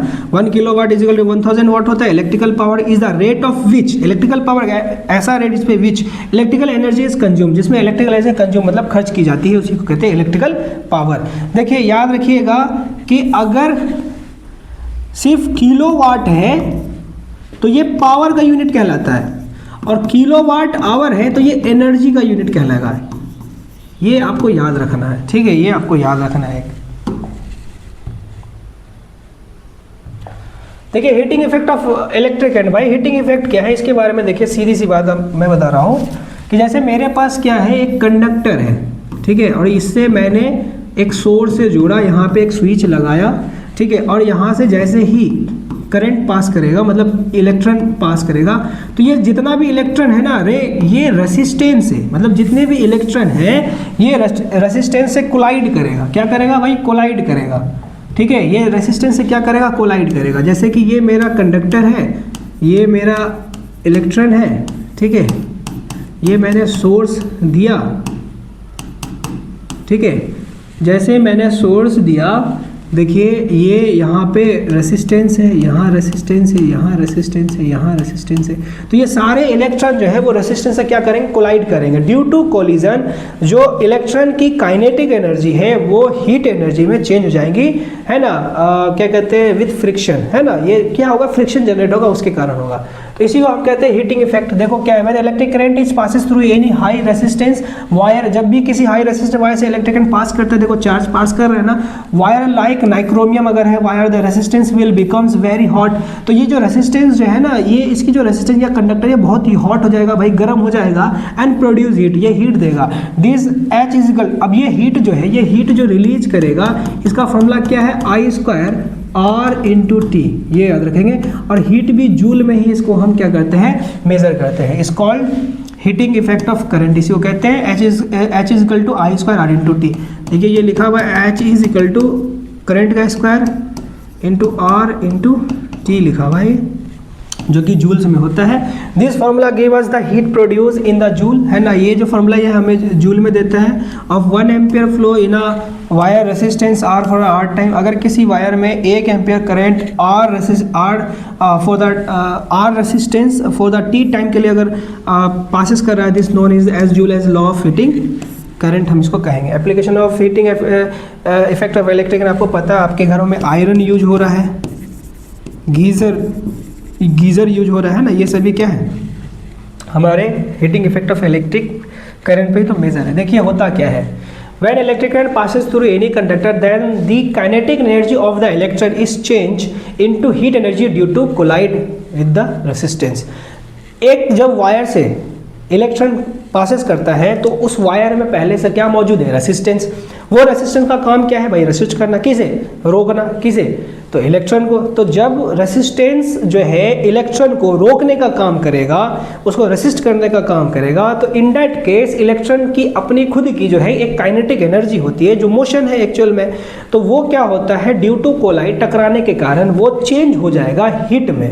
किस में चेंज हो जाएगा, हीट में, ड्यू टू कोलिजन, है ना, या कोलाइड, जिसके कारण से जो है वो जो हमारा कंडक्टर है वो हीट प्रोड्यूस करे। इसलिए जिस कंडक्टर में जितना ज़्यादा रेसिस्टेंस होता है वो उतना ज़्यादा ही हीट जो है प्रोड्यूस करने की कैपेबिलिटी रखता है। और उस हीट को मेजर हम करते हैं एक फॉर्मूला से जिसको आप कहते हैं H4 होता है heat. H is equal to I square R into T square of current, है ना, और इंटू रेसिस्टेंस और time. The product of square of current और resistance with time is called जो है heating effect of electric current.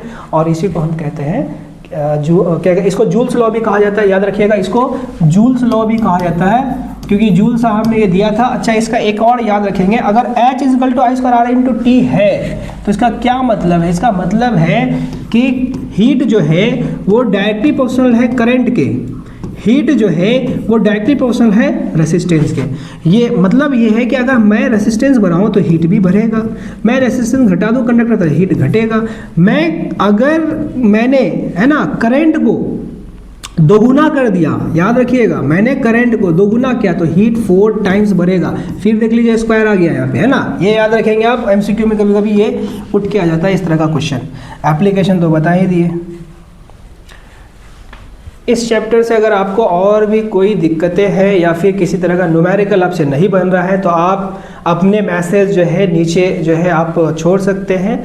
हम कोशिश करेंगे कि जो सीबीएसई का एग्ज़ाम है उससे पहले आपके डाउट को हम जो है इसी चैनल पे सॉल्व करने की कोशिश करें। आपके जो क्वेश्चंस है उसके आप स्क्रीनशॉट वगैरह, या आपके जो क्वेश्चंस आपसे नहीं बन रहे हैं या सीबीएसई से या इस टॉपिक से रिलेटेड आपको जो भी क्वेरी है आप जो है नीचे जो है मैसेज कर दीजिए। आपके क्वेरी को, आपके जो है क्वेश्चंस को हम ज़रूर जो है इस चैनल पे बताने की कोशिश करेंगे। Thank you.